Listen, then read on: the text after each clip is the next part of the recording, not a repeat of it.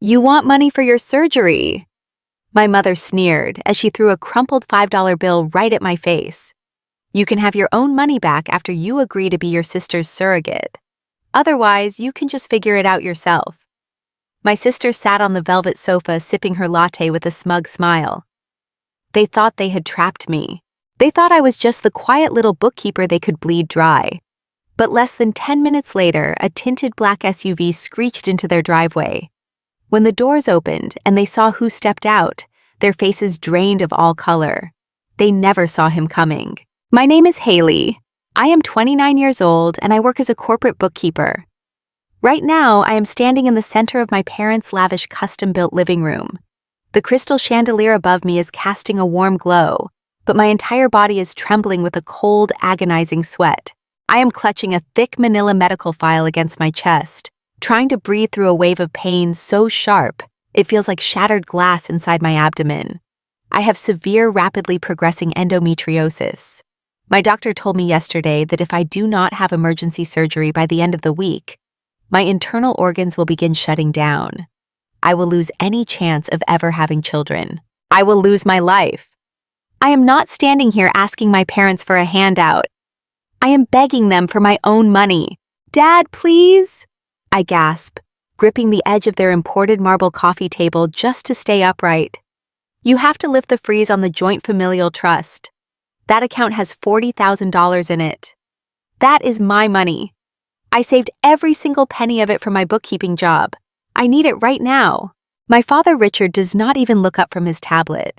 He swirls the ice in his scotch glass and sighs heavily like I am a toddler throwing a tantrum over a toy.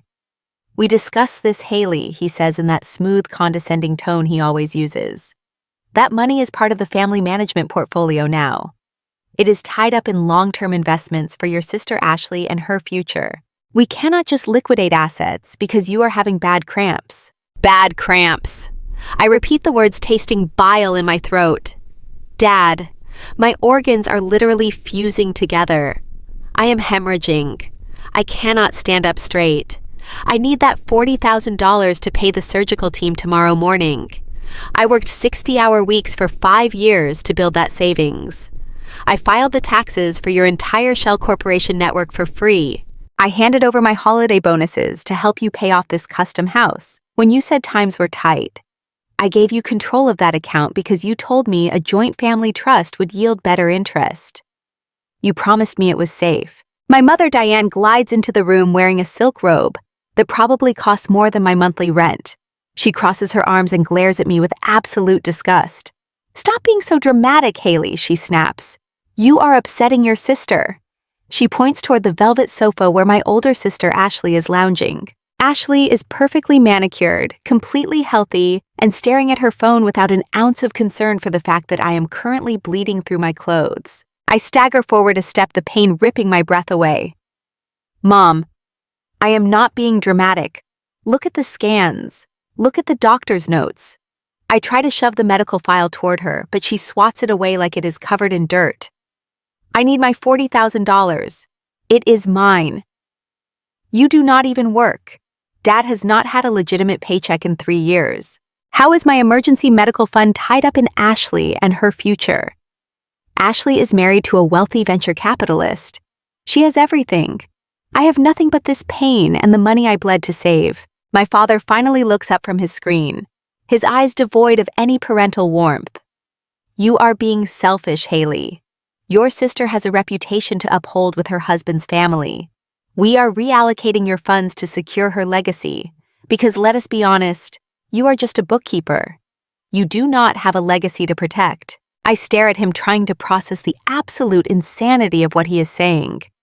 A fresh wave of agony spikes through my stomach and my knees buckle. I hit the expensive hardwood floor, gasping for air. I look up at my parents, begging them with my eyes to be a family for just 1 second. But they just look down at me like I am a stain on their rug. They have stolen everything from me, and now they are holding my own survival hostage. My mother Diane lets out a long, exaggerated sigh. It is the exact same dramatic sigh she used when I was 10 years old and asked for a new winter coat because mine had holes in the sleeves. It is the heavy, burdened sigh of a woman terribly inconvenienced by the mere existence of her own daughter. She looks down at me writhing on her pristine imported hardwood floor and rolls her eyes in absolute disgust. She slowly opens her genuine leather designer purse. I watch her perfectly manicured fingers dig past her expensive cosmetics and gold-plated compacts. She pulls out a crumpled $5 bill. She does not bend down to hand it to me. She steps forward, towering over me in her designer heels, and throws the wadded-up paper directly at my face. The rough paper scrapes against my damp cheek before fluttering down to rest on the floor right beside my trembling hand. "You want surgery money?" she sneers, her voice dripping with absolute contempt. "Take that and buy yourself some cheap painkillers at the corner pharmacy. Stop acting like you are dying on my expensive rugs. As for the $40,000 you keep whining about, you need to get it through your thick head that the money is no longer yours. We had to make an executive family decision, Haley. We took your little savings account and rolled it into a high-yield investment portfolio for Ashley and Julian. They are building a legacy. They are the ones who actually matter." I try to push myself up on one elbow, but a fresh, agonizing spasm rips through my pelvis. I gasp, struggling to draw a full breath into my lungs. An executive decision, I whisper my voice, cracking under the sheer crushing weight of the betrayal. "You stole my money. You stole the money I saved for 5 entire years. I need that money to literally save my internal organs from shutting down right now, and you gave it to Ashley." From the corner of the room, my older sister Ashley finally speaks. She is lounging on the custom velvet sofa, wearing a perfectly tailored silk loungewear set. She picks up her iced matcha latte from the side table, takes a slow, deliberate sip, and smiles at me.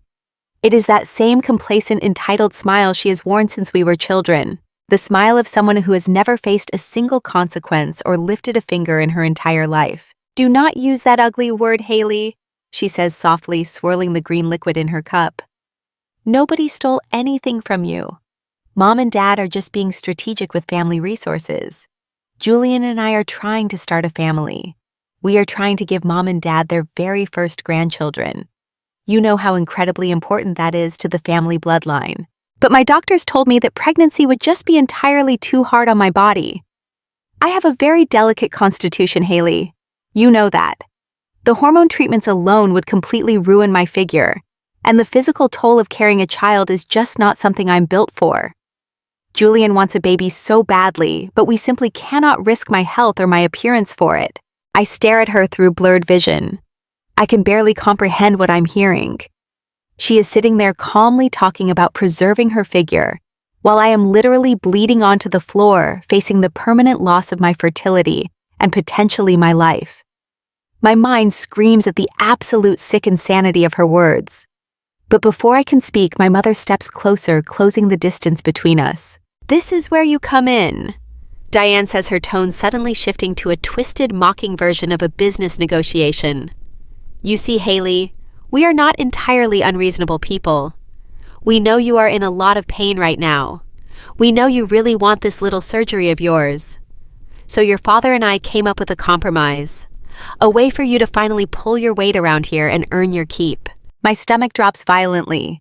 The intense physical pain in my abdomen is momentarily eclipsed by a cold, terrifying dread creeping up my spine. "What are you talking about?" I choke out, clutching the medical file tighter against my chest. Diane crosses her arms and looks down at me with eyes so devoid of maternal warmth, they look like shards of black glass. "If you want us to liquidate some of the trust and pay for your medical bills, there is a condition. You are going to be Ashley's surrogate. Julian has been begging for a child, and since Ashley cannot ruin her body doing it, you are going to carry their baby. We already talked to a lawyer about the paperwork. We will pay for your endometriosis surgery today, but while the doctors are in there, they will prep you for the embryo transfer. You will carry your sister's child for 9 months. Once the baby is born and safely handed over to Ashley and Julian, then and only then we might consider giving you back a tiny fraction of your little bookkeeping money." I am paralyzed. I cannot move a single muscle. I cannot breathe. I am staring at the woman who gave birth to me, listening to her casually demand that I rent out my womb to my sister in exchange for my own stolen money. It is blatant extortion. It is reproductive blackmail of the highest order. Ashley sets her latte down and leans forward, resting her chin on her hands. Her eyes are bright with a twisted, sickening excitement. "It really is the perfect plan, Haley," she says, her voice sickly sweet. "Think about it realistically. You are 29 years old. You are single. You live in a tiny, depressing apartment and you spend all day punching numbers into a calculator for a boss who does not even know your last name. Let us be brutally honest here. You are a bookkeeper. You are a nobody. You are never going to marry a high-value man like Julian. You are never going to have a grand financial legacy of your own. Your life is going absolutely nowhere, but your body still works.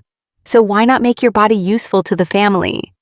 You can finally do something meaningful for us instead of just existing and complaining all the time. Useful to the family." The horrific words echo in the cavernous living room, bouncing off the vaulted ceilings and the expensive art pieces that my stolen wages probably helped pay for. They do not view me as a daughter. They do not view me as a sister, or even as a human being. To them, I am nothing but a walking bank account and a convenient incubator. I am a disposable resource to be drained dry so the golden child can continue to shine brightly without ever breaking a sweat. My father Richard finally speaks up again, standing by the fireplace with his hands buried deep in his pockets. He does not even have the basic decency to look ashamed of what they are doing. "It is a very generous offer, Haley," he says flatly, his voice devoid of any emotion. "You get your surgery funded and your sister gets her baby.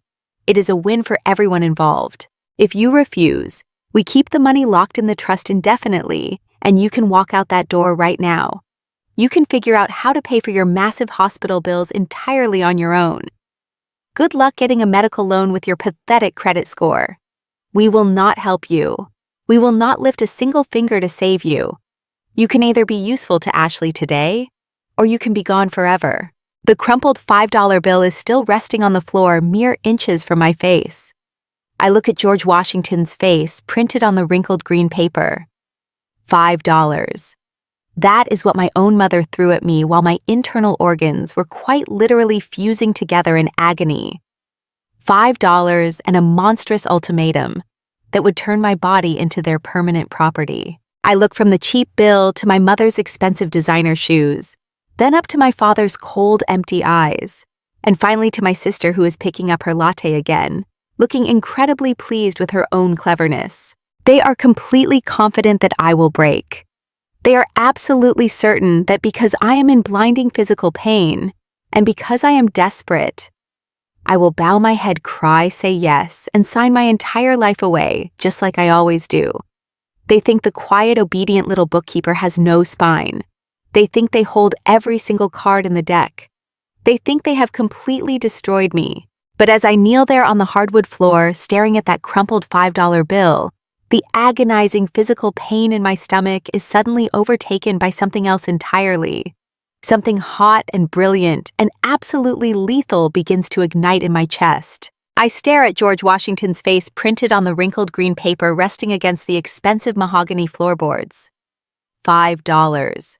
That is the exact market value my mother has placed on my life, my health, and my future. As I look at that crumpled bill, the burning tears streaming down my face suddenly stop. They do not just dry up, they freeze.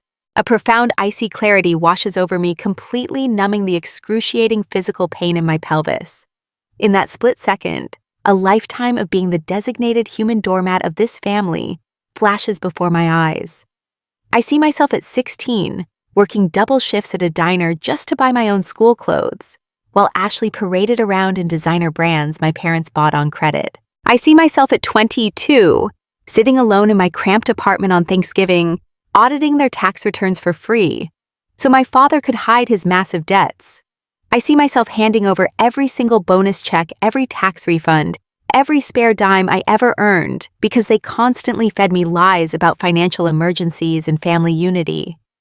I was never a daughter to them. I was a utility. I was a silent, compliant machine built to absorb their stress and fund their delusions of grandeur. The crushing sadness that has weighed on my chest for 29 years evaporates. It is instantly replaced by a cold, hard, and absolute rage. I place my hands flat against the cold floor and push myself up. The endometriosis spasms tear through my abdomen like serrated knives, but I do not gasp. I do not wince. I let the physical pain fuel me. I use the sheer agonizing heat of it to lock my trembling knees and stand perfectly straight. I pull my shoulders back and look directly into my mother's eyes. I see a brief flicker of genuine confusion cross her face. She expected me to stay on the floor crying and begging. She expected the quiet little bookkeeper to surrender just like I always did. No, I say. The word hangs in the dead silence of the vaulted living room.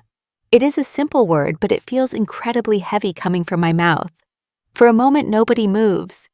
My father Richard blinks and sets his scotch glass down on the marble table with a sharp clink. "Excuse me," he says, his voice tight with warning. "What did you just say?" I tighten my grip on my medical file, crushing the manila folder against my chest. I said no. I will not be a surrogate for Ashley. I will not rent out my body to fix a problem she manufactured, because she is too vain to carry her own child. I will not participate in your twisted extortion. You will transfer my $40,000 back into my personal account right now, or I will go straight to the authorities and report you for financial fraud. Ashley drops her matcha latte on the velvet sofa, spilling green liquid across the expensive fabric. "You cannot talk to us like that," she shrieks, her calm facade completely shattering. "You owe us. You owe this family everything." My mother Diane does not yell. Her face contorts into a mask of pure venomous hatred. She steps toward me, her designer heels clicking sharply against the wood. "You ungrateful little parasite," she hisses. "We gave you a roof over your head for 18 years. We clothed you, we fed you. And the moment we ask for a return on that investment, you dare to threaten us in our own home." She reaches into her leather purse again, but this time she does not pull out cash. She pulls out her smartphone and unlocks the screen with a furious swipe of her thumb.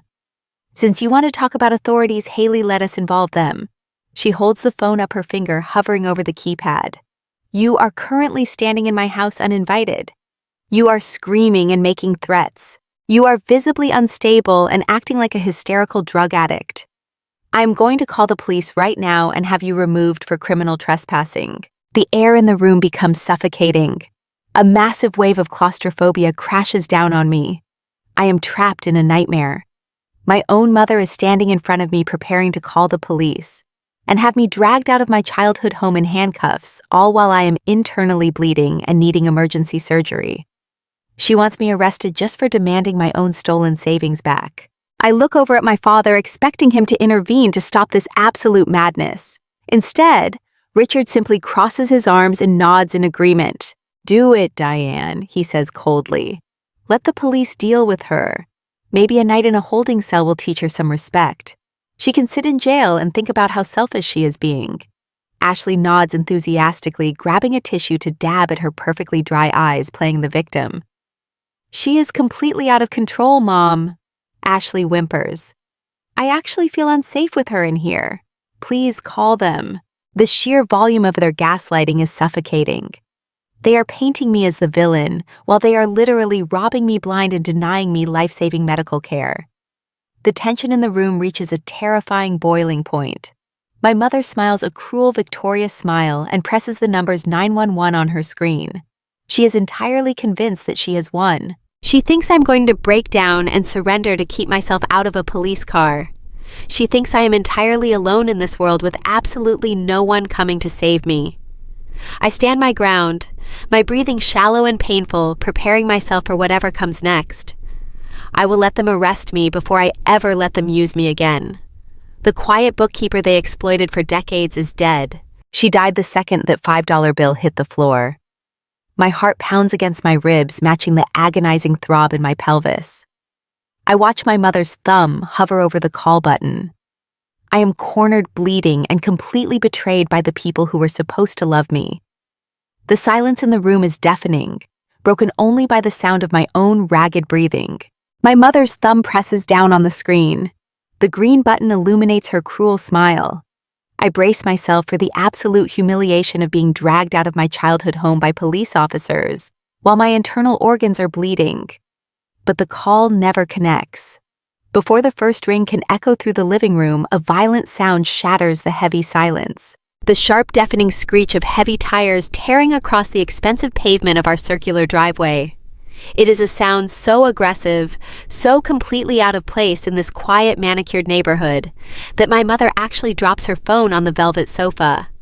The device tumbles onto the cushions, the emergency screen still glowing uselessly. A tinted black SUV slams into park directly outside the front window, blocking the sunlight. I watch the color instantly drain from my mother's face. The venomous, arrogant sneer she wore just seconds ago vanishes, replaced by a look of sheer, unadulterated panic. She scrambles toward the window, her designer heels slipping clumsily on the polished floor. My father, Richard, drops his glass of scotch onto the coffee table, spilling the amber liquid across a stack of expensive magazines. He rushes to stand beside her, peering through the sheer curtains with his breath catching in his throat. Even Ashley loses her composure. She abruptly sets her matcha latte down, splashing it over the rim, and sits bolt upright, her eyes wide with sudden terror. They know exactly who owns that vehicle. It is the signature transport of Julian Crawford. Julian is Ashley's husband. He is a brilliant, fiercely principled African-American venture capitalist who comes from a deeply established family. His family operates entirely in the realm of silent wealth. They do not flaunt designer logos or boast about their bank accounts because they literally own the banks. Julian is a man built on integrity, hard work, and an unshakable moral compass. He is everything my parents are not. And he is the sole financial pillar holding up their entire counterfeit existence. For years, my parents have been quietly siphoning Julian's money. They treat him like absolute royalty to his face, playing the roles of the perfect loving in-laws. Behind his back, they use his generous allowances to fund their country club memberships, their luxury car leases, and the mortgage on this very house. They treat his wealth as their personal slush fund, entirely convinced of their own untouchable cleverness. But right now, watching the terrified expressions on their faces, I realize their cleverness is failing them. It is just his driver. Diane whispers, her voice trembling as she frantically tries to smooth out her silk robe. It has to be the driver. He is just here to pick you up early for your spa appointment, Ashley. She turns to my sister, her eyes wide and pleading. Ashley is frantically checking her reflection in her dark phone screen. He did not text me. Ashley stammers, her voice high-pitched and nervous. Julian always texts me when the driver is outside. Why didn't he text me? Why is the car parked like that? My father wipes a bead of sweat from his forehead. His hands are visibly shaking. We need to calm down, Richard says, trying to project authority, but failing miserably. Diane, hide that scotch glass. Ashley, fix your posture. Haley, get up off the floor and get out of sight right now. We cannot let his driver see you looking like a miserable sick stray dog. It will ruin our image.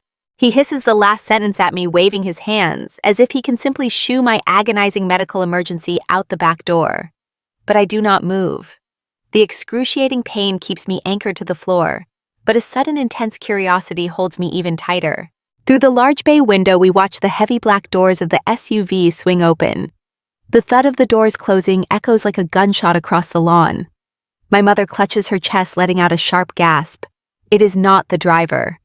The man who steps out from the passenger side is Julian himself. He is wearing a dark tailored suit, and even from this distance, the absolute fury radiating from him is palpable.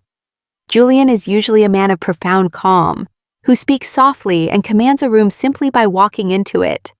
But right now his posture is rigid, his jaw is tightly clenched, and his expression is like a brewing thunderstorm. He looks like a man who has just discovered a terrible secret and is walking straight toward the people responsible. But Julian is not alone. As my parents stare out the window in mounting horror, another man steps out from the back seat of the SUV. He is an older, formidable-looking man with striking silver hair. He is dressed in a bespoke charcoal suit, carrying a thick leather briefcase heavy with official documents. There is a cold, clinical precision in the way the older man surveys the house. He does not look like a friend dropping by for a casual visit. He looks like an executioner arriving to deliver a verdict. Diane stumbles backward away from the window, her hand flying to her mouth to stifle a whimper. Richard, what is going on? She breathes, her voice cracking with raw panic. Why is Julian here in the middle of the workday? Who is that man with him? My father cannot answer her. He is utterly paralyzed, staring through the glass as the two men walk purposefully up the front pathway. The arrogant father who just moments ago told me to go die in the street is now standing frozen in his living room, sweating through his expensive shirt. The power dynamic in the house has violently shifted in 30 seconds. I remain on the hardwood floor, holding my medical file against my chest. The crumpled $5 bill still lies ignored near my knee.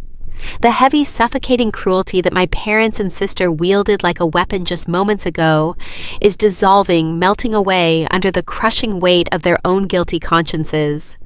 They know what they have done. They know the lies they have spun, the money they have stolen, the endless manipulations orchestrated to maintain their fake lives.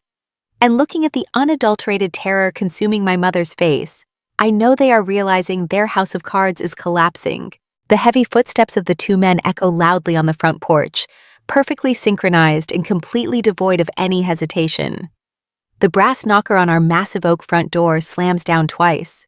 The sound reverberates through the foyer, striking the walls like a judge's gavel. Ashley lets out a pathetic little squeak and pulls her legs up onto the sofa, trying to make herself look as small and delicate as possible. For a family that prides itself on projecting absolute superiority and total control, they suddenly look exactly like what they truly are. They are cornered, frightened criminals waiting for the authorities to break down the door. My father finally forces his legs to move.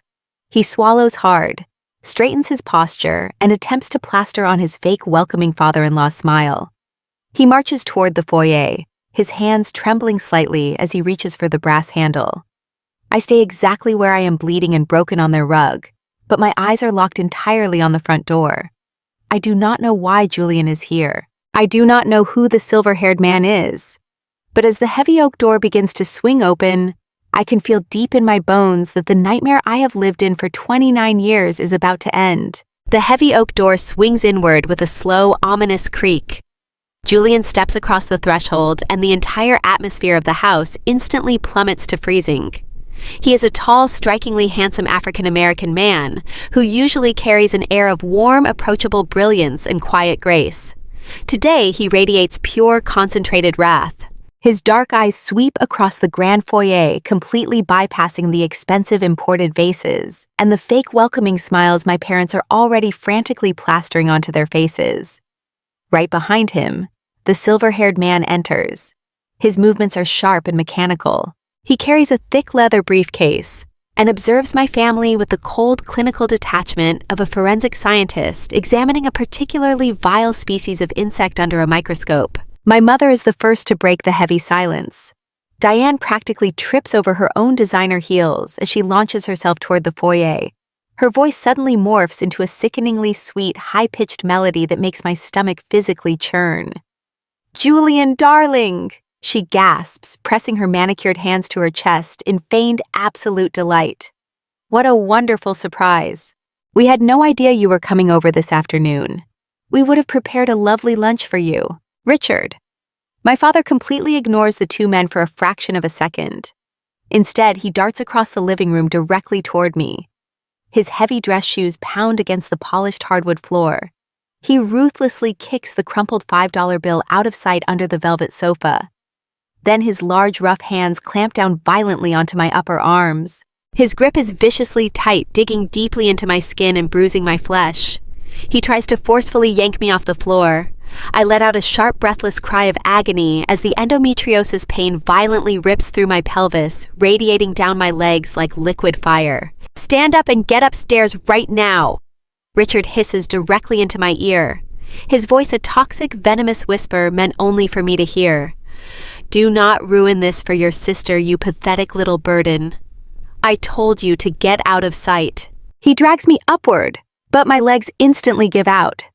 I slump heavily back against the side of the armchair, desperately clutching my medical file to my chest. Diane steps smoothly in front of me, intentionally using her body to block me from Julian's line of sight. She turns back to Julian and the silver-haired man, waving her hand dismissively in my direction while maintaining her rigid plastic smile. "Please excuse the terrible mess." Diane laughs, a brittle, highly nervous sound. "Haley is just having one of her tragic episodes again. You know how she gets. She is completely hysterical today. We actually just caught her trying to steal from us to buy drugs. She is a desperate drug addict, Julian. We are actually just about to call the police to have her legally removed and placed in a psychiatric hold for her own safety. It is a terrible, heartbreaking tragedy for the family. But we have to practice tough love to save her from herself. Ashley chimes in immediately from the velvet sofa. She hurriedly smooths down her silk loungewear and widens her eyes to look as innocent and fragile as humanly possible. It is so scary, Julian, she whimpers, trying to force a single tear to fall down her cheek. Haley has completely lost her mind today. She is aggressively threatening us and demanding money. Please do not let her crazy, erratic behavior ruin our beautiful afternoon together. They fully expect Julian to nod sympathetically. They expect him to play the familiar role of the supportive, wealthy son-in-law who comforts Ashley and intentionally turns a blind eye to the inconvenient poor relative. That is the exact dynamic my parents have carefully orchestrated and manipulated for years. But Julian does not look at Ashley. He does not return my mother's sickeningly sweet smile. He does not even acknowledge my father's existence. Julian steps smoothly around Diane, as if she is nothing more than a piece of uninteresting invisible furniture. He walks directly toward me. My father tries to step into his path, puffing out his chest to physically block the way. Julian. My father starts, his voice dropping to a low warning tone. I really must insist that you wait in the kitchen or the study. She is highly unstable right now, and I do not want her lashing out at you or causing you any distress. Julian stops walking. He turns his head slowly and fixes my father with a stare so intensely cold that it practically freezes the oxygen in the massive living room. Take your hands off her, Richard Julian says. He does not yell. His voice is deep, quiet, and laced with absolute terrifying authority. It is a lethal command that leaves absolutely zero room for negotiation or argument. My father instantly recoils, dropping my bruised arm as if he has been physically burned by a hot iron. He takes 2 rapid stumbling steps backward, his fake arrogant confidence completely shattering under Julian's merciless gaze. Diane stands completely frozen, her mouth repeatedly opening and closing without producing a single sound. Ashley sits silently on the sofa, her fake theatrical tears instantly drying up as a wave of genuine panicked confusion sets in. Julian crouches down gracefully on the hardwood floor right in front of me. He completely ignores the blood that is slowly soaking through my clothes. He ignores the expensive imported rug beneath his polished leather shoes. He reaches into the inside pocket of his impeccably tailored suit jacket and pulls out a single folded piece of paper. It is a printed email heavily highlighted with red ink and covered in handwritten financial notations. He unfolds the paper and holds it out, keeping it perfectly steady so I can clearly read the text. His dark eyes search my pale, sweaty face with piercing intensity. Are you the bookkeeper who flagged the routing anomalies on the Crawford Trust accounts? He asks. His voice is incredibly gentle, but the specific question hits me like a physical blow to the chest. All the air suddenly leaves my lungs. I stare down at the printed email in his large hand. I immediately recognize the rigid formatting. I recognize the encrypted anonymous sender address I created. I recognize the exact complex numerical breakdowns listed in the second and third paragraphs. Months ago, when my personal savings account first started showing mysterious automated withdrawals, I completely panicked. I knew my father actively managed the joint family trust, but I never actually expected him to blindly steal my entire life savings. Because I filed the complicated corporate taxes for my parents' massive network of shell companies for free, I inherently had full access to their deepest hidden financial records. I spent weeks secretly digging through their encrypted ledgers, staying awake until 3 in the morning, trying to find exactly where my $40,000 had gone.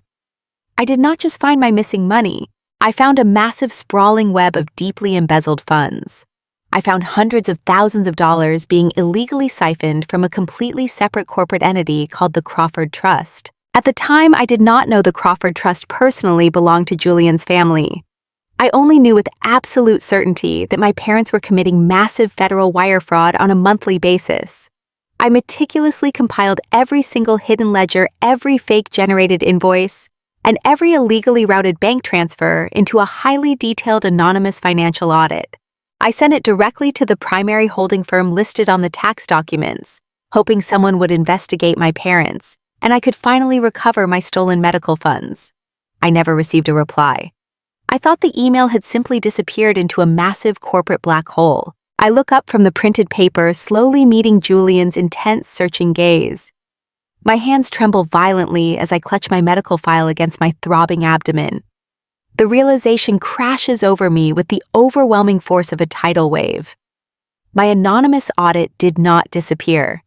It went directly to the private desk of the brilliant venture capitalist whose family legally owns the stolen money. It went directly to Julian. Yes, I whisper, my voice cracking slightly, but remaining completely resolute and undeniably clear.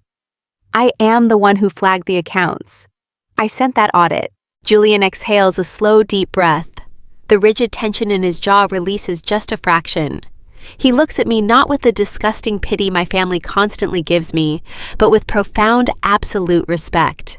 The formidable silver-haired man standing right behind him silently pulls a thick leather notebook from his briefcase, his expensive pen already poised to write. Behind Julian, my mother lets out a sharp, horrified gasp. The remaining color entirely vanishes from her face, leaving her looking sickly and completely pale. My father's jaw drops wide open, his terrified eyes darting frantically between Julian, the printed email, and me. They suddenly realize the quiet, obedient little bookkeeper they just threw a crumpled $5 bill at did not just sit down and take their abuse. They realize I successfully mapped out every single stolen dollar in their fake glittering empire. And they realize the powerful man they stole it from is currently kneeling on their living room floor holding the exact treasure map I drew for him. The silver-haired man standing beside Julian finally steps out of the shadows. He does not offer a polite smile or a warm handshake. He moves with the lethal precision of a predator who has cornered its prey. He looks at my father with absolute clinical detachment. "My name is Jonathan Caldwell," he says, his voice echoing off the high vaulted ceilings of the living room. "I am a federal forensic estate attorney. I specialize in the recovery of stolen assets, complex corporate embezzlement, and the prosecution of large-scale domestic fraud." The word federal hits the room like a physical shockwave. My father actually stumbles backward, hitting his shoulder against the expensive imported bookshelf. His arrogant posture completely collapses. My mother Diane stops breathing entirely. Her face drains to a sickly pale white, and her perfectly manicured hands begin to tremble uncontrollably at her sides. They thought they were dealing with a simple family dispute. They thought they could bully their sick daughter into silence and easily manipulate their wealthy son-in-law. They never imagined Julian would bypass regular lawyers and bring a federal forensic investigator directly into their living room. Julian slowly stands up from where he was kneeling beside me. He looks down at me for one brief second, and I see a flicker of deep protective empathy in his dark eyes. He knows I'm in blinding physical pain, but he also knows I need to witness this. He turns his back to my parents and walks slowly toward the custom velvet sofa where my sister is sitting. Ashley is frantically trying to rebuild her shattered facade. She rapidly blinks her eyes, forcing a fresh wave of theatrical tears to spill down her cheeks. She reaches her arms out toward Julian, painting a picture of a terrified, fragile wife who desperately needs her strong husband to protect her. "Julian, honey," she whimpers, her voice trembling with fake innocence. "I am so glad you are here. Haley is completely out of control today. She is screaming at Mom and Dad. She is demanding money from us. Please tell this strange man to leave so we can just go home. I feel so unsafe right now, Julian. Please just take me home." Julian does not reach out to hold her hand. He does not offer her a single ounce of comfort. He stops 2 feet away from the sofa, looking down at the woman he has loved and supported for years. His expression is not angry. It is something much worse. It is the absolute chilling emptiness of a man who has realized his entire marriage is built on a monstrous, sickening illusion. Julian reaches into his tailored suit jacket and pulls out a thick, heavy manila envelope. It looks exactly like the medical file I'm currently clutching to my chest, but this one bears the seal of an exclusive private fertility clinic in downtown Seattle. Julian raises his arm and drops the envelope directly onto the marble coffee table. It lands with a heavy, authoritative thud, right next to my mother's spilled Scotch glass and the crumpled $5 bill. "Explain this," Julian says. His voice is a low, terrifying whisper that cuts through the silence of the room. Explain every single page inside that folder, Ashley. Ashley stares at the sealed envelope as if it is a venomous snake preparing to strike.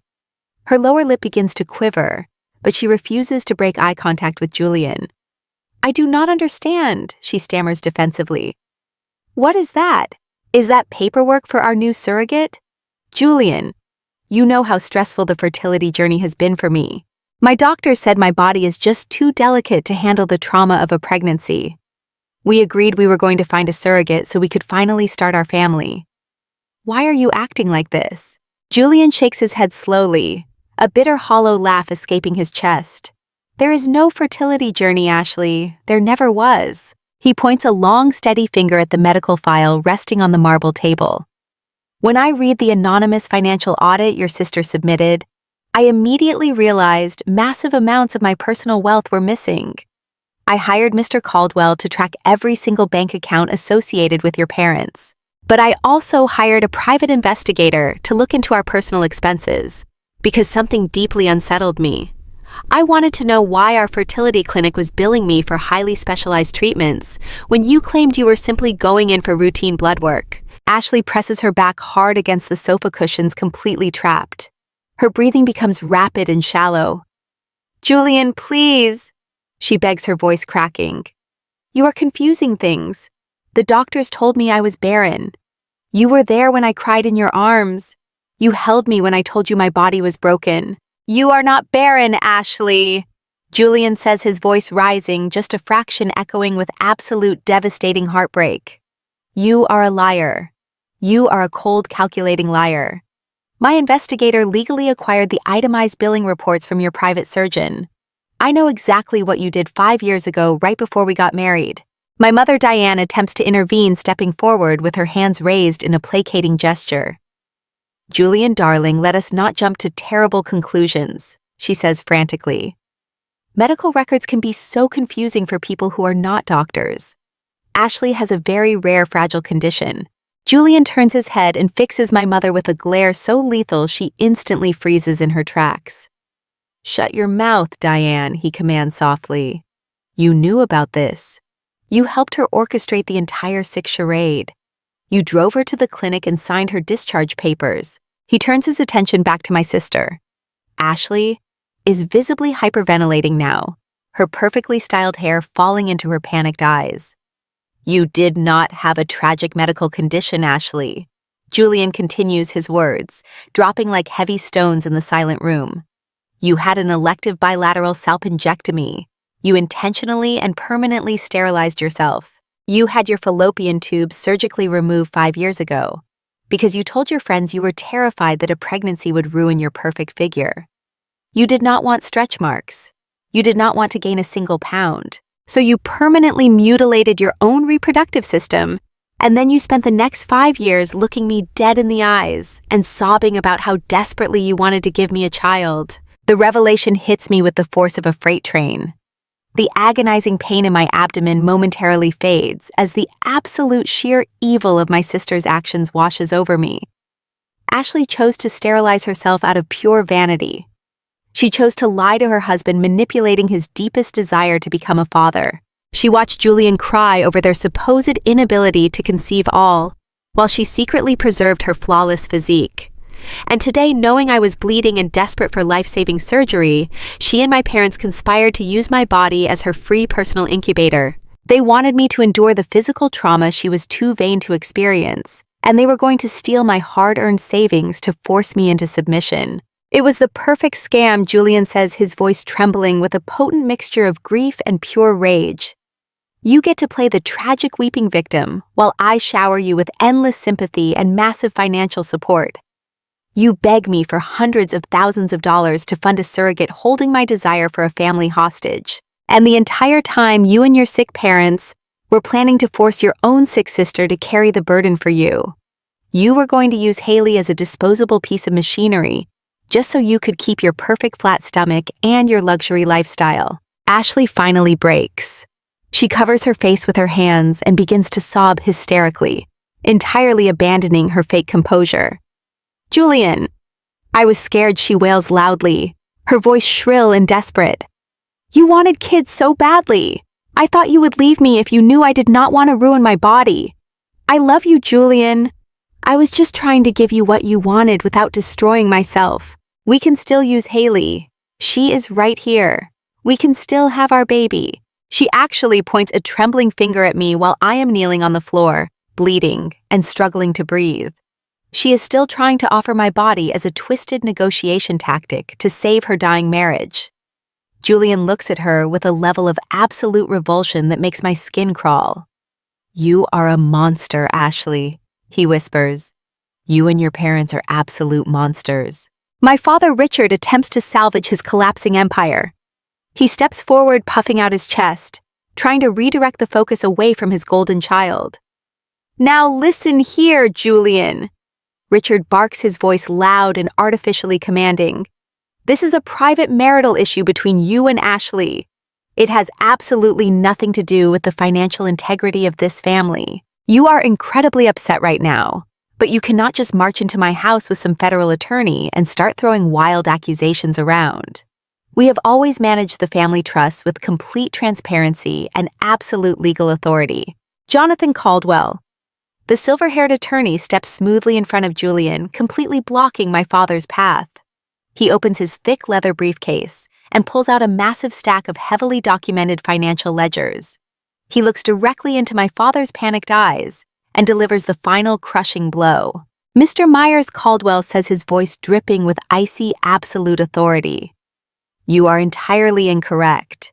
The money you and your wife stole to fund your luxury lifestyle, your country club memberships, and the massive bribes you paid to the private medical staff involved in the surrogacy scam did not just come from Mr. Crawford's personal accounts. Caldwell drops the heavy stack of ledgers directly onto the coffee table right beside the medical file. You did not just forge your son-in-law's signature to secure a fraudulent $500,000 line of credit, Caldwell continues. You used a completely different hidden account to launder the stolen money and cover your extensive tracks. You thought you were brilliantly moving phantom funds through shell corporations, but you made a catastrophic mistake. You siphoned those funds directly out of a highly protected generational trust. And we are here today to officially inform you that you have stolen from the wrong person. The air in the room completely vanishes as Caldwell prepares to drop the final devastating truth on my terrified parents. The sheer silence that follows Jonathan Caldwell's declaration is so absolute, it feels like all the oxygen has been violently sucked out of the room. My father Richard physically recoils, his face turning an alarming shade of ashen gray. My mother Diane stumbles backward, her designer heels catching on the expensive imported rug she loves so much. She grabs the edge of the velvet sofa to keep herself from completely collapsing. For my entire life, I have watched these two people operate with untouchable arrogance. They always controlled the narrative. They always held all the power. But right now, looking at the sheer, unadulterated terror radiating from their widening eyes, I realize they are absolutely powerless. Julian stands perfectly still, his jaw locked in cold, furious precision as he watches my parents scramble to comprehend the magnitude of their incoming destruction. Caldwell does not give them a single second to recover. He sets his thick leather briefcase onto the marble coffee table, right next to the damning medical file and my crumpled $5 bill. The loud metallic snap of the briefcase latches opening sounds like a final death knell echoing through the massive vaulted living room. Caldwell slowly pulls out a towering stack of heavily bound legal documents stamped with pristine federal seals. He places his hands flat on the table, leaning forward with the predatory grace of a man who destroys fraudulent empires for a living. You have spent the last decade constructing an incredibly elaborate fairy tale. Caldwell begins, his voice completely devoid of any sympathy. You told everyone in this city, including your own two daughters, that when your father William passed away, he died entirely bankrupt. You claimed his business ventures had failed. You claimed he left you with nothing but mounting debts and a tarnished family name. You used that exact tragic narrative to solicit endless sympathy from your wealthy country club friends, and more importantly, to secure massive financial handouts from your son-in-law. Diane shakes her head wildly, her perfectly styled hair falling in disarray around her terrified face. He was bankrupt, she stammers, her voice shrill and desperate. We had to pay for his funeral with our own credit cards. He left us absolutely nothing. Caldwell pulls a heavily redacted bank statement from the top of the stack and slides it directly across the marble table toward her. William did not die bankrupt. Caldwell states, his voice dropping to a lethal calm whisper. William was a deeply intelligent self-made man who saw right through his own daughter's insatiable greed. He knew exactly what kind of financial parasites you and your husband truly were. He knew if he left you a single penny, you would squander it on luxury cars, designer clothes, and fake social status, while ignoring the people who actually mattered.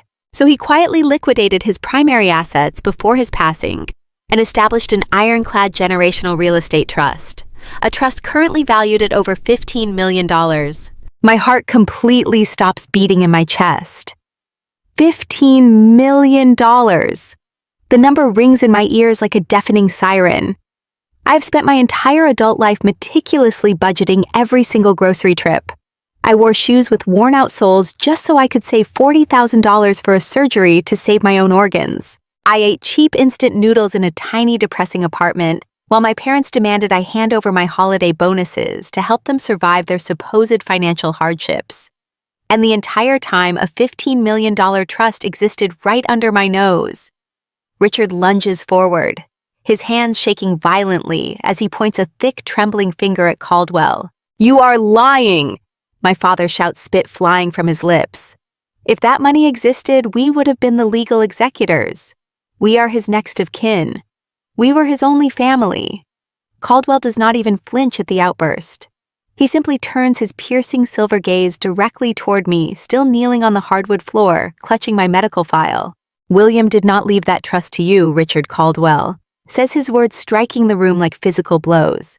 "He explicitly legally disinherited you and your wife.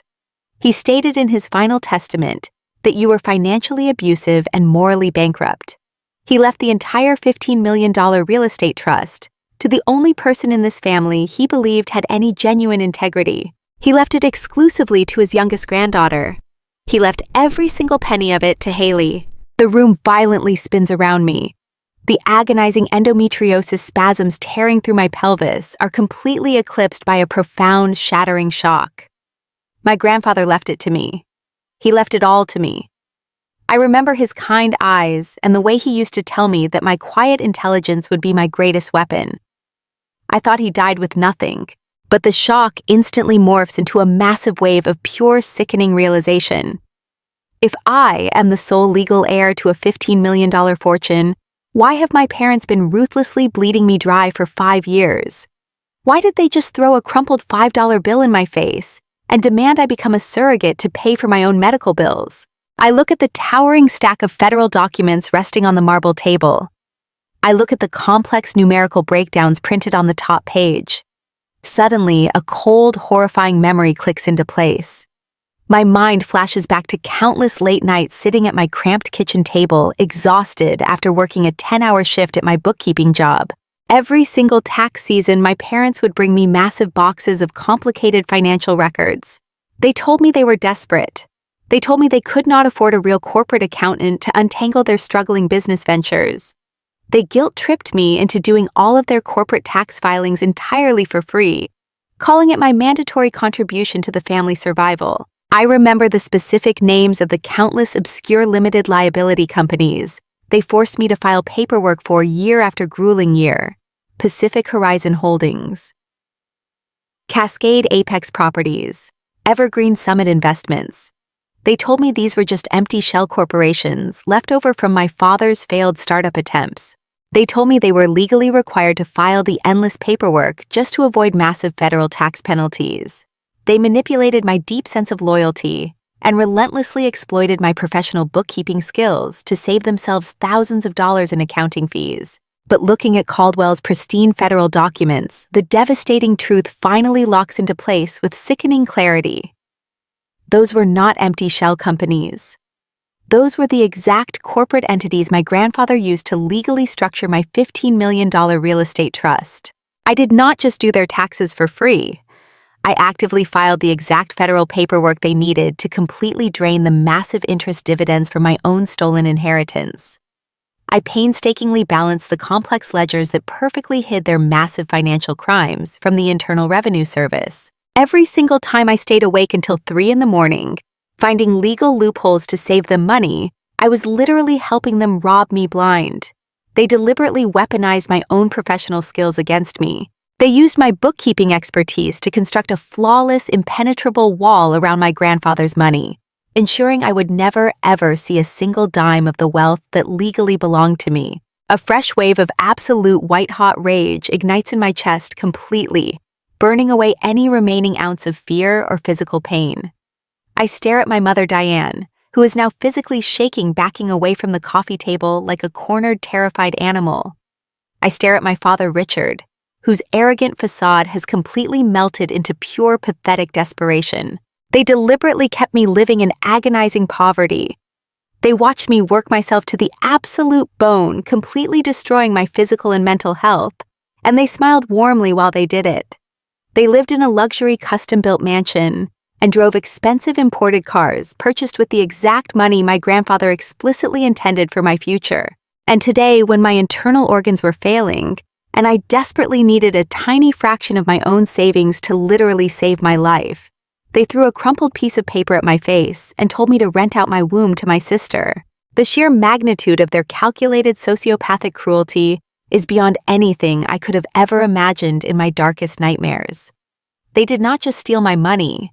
They stole my time, my health, my career, and my grandfather's dying wish. They turned me into the unwitting architect of my own absolute destruction. I slowly push myself up from the floor, entirely ignoring the burning agony in my stomach. The physical pain in my body is completely irrelevant now. I stand tall, squaring my shoulders, and look directly into my parents' terrified, lying eyes.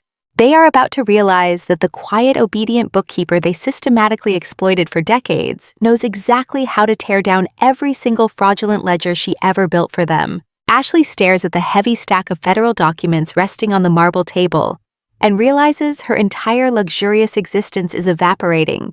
The pristine mask of the delicate, suffering wife shatters completely.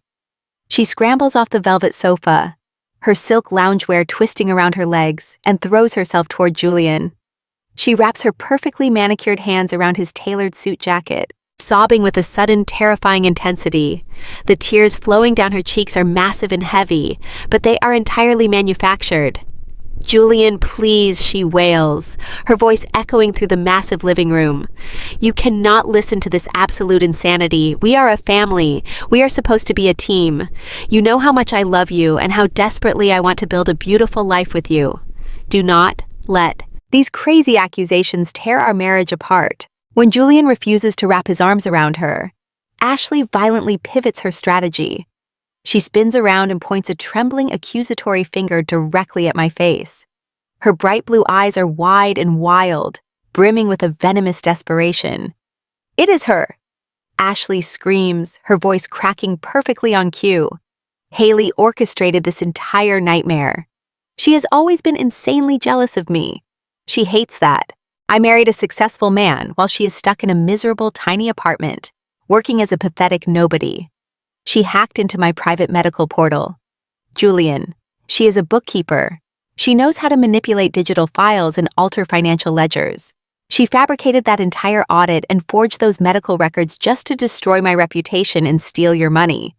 She is trying to ruin us because she is a bitter, toxic failure who has absolutely nothing else. I stand perfectly still, clutching my own medical file against my throbbing abdomen, listening to my own sister confidently frame me for federal crimes. 10 minutes ago, her gaslighting would have crushed me. I would have doubted myself. I would have desperately tried to defend my character while my parents shouted me down. But standing here now, fueled by the cold clarity of absolute rage, I do not say a single word. I simply watch her dig her own grave. Julian does not raise his voice. He does not match her frantic, hysterical energy. He reaches down and methodically peels Ashley's grasping fingers off his suit jacket one by one, as if he is removing a disgusting parasite from his expensive silk clothing. He steps back, putting a deliberate physical distance between them. The look of absolute disgust on his face is colder than ice. "Do not ever insult my intelligence again." "Ashley," Julian says, his voice a low, lethal rumble. Your sister did not hack a single digital server. That medical file resting on your coffee table is not a printed computer screenshot. It is the original physical document completely, verified and embossed with the certified seal of the chief surgeon who removed your fallopian tubes 5 years ago. My legal team secured a federal subpoena to pull the physical archives from the hospital basement. Haley simply did the math that exposed your horrific vanity. You permanently mutilated your own body just to keep your stomach flat, and you were perfectly willing to enslave your own sick sister to cover up your absolutely sickening criminal lies. Ashley stumbles backward, her mouth opening and closing in sheer panic as her brilliant hacking defense completely disintegrates. She looks toward our mother, Diane, for help, but Diane is still frozen against the wall, trembling violently as the reality of her own impending destruction sets in. My father Richard refuses to meet Ashley's pleading gaze, staring fixedly at the expensive hardwood floor. They are abandoning her just as easily as they abandoned me today. Julian turns his terrifying focus away from his sobbing wife and locks his dark eyes directly onto my father. "You actually believed my wealth made me a careless fool," Julian says, his voice radiating a quiet, catastrophic power. "You assumed, because I operate in the realm of silent wealth, that I do not meticulously track every single asset attached to my name. You thought Jonathan Caldwell was standing in your living room today, simply to address Haley's stolen real estate trust. You are entirely mistaken. Richard Caldwell is here because of what my personal security team discovered yesterday morning abruptly." My father visibly flinches. Sweating profusely through his expensive collar, Julian steps closer, forcing Richard to shrink back against the wall. 2 days ago, my private banking division flagged a highly sophisticated routing anomaly attached to my secondary holding accounts. Julian continues. My forensic team spent 48 hours dismantling the encryption. We discovered that you and Diane explicitly forged my signature on a massive corporate guarantee.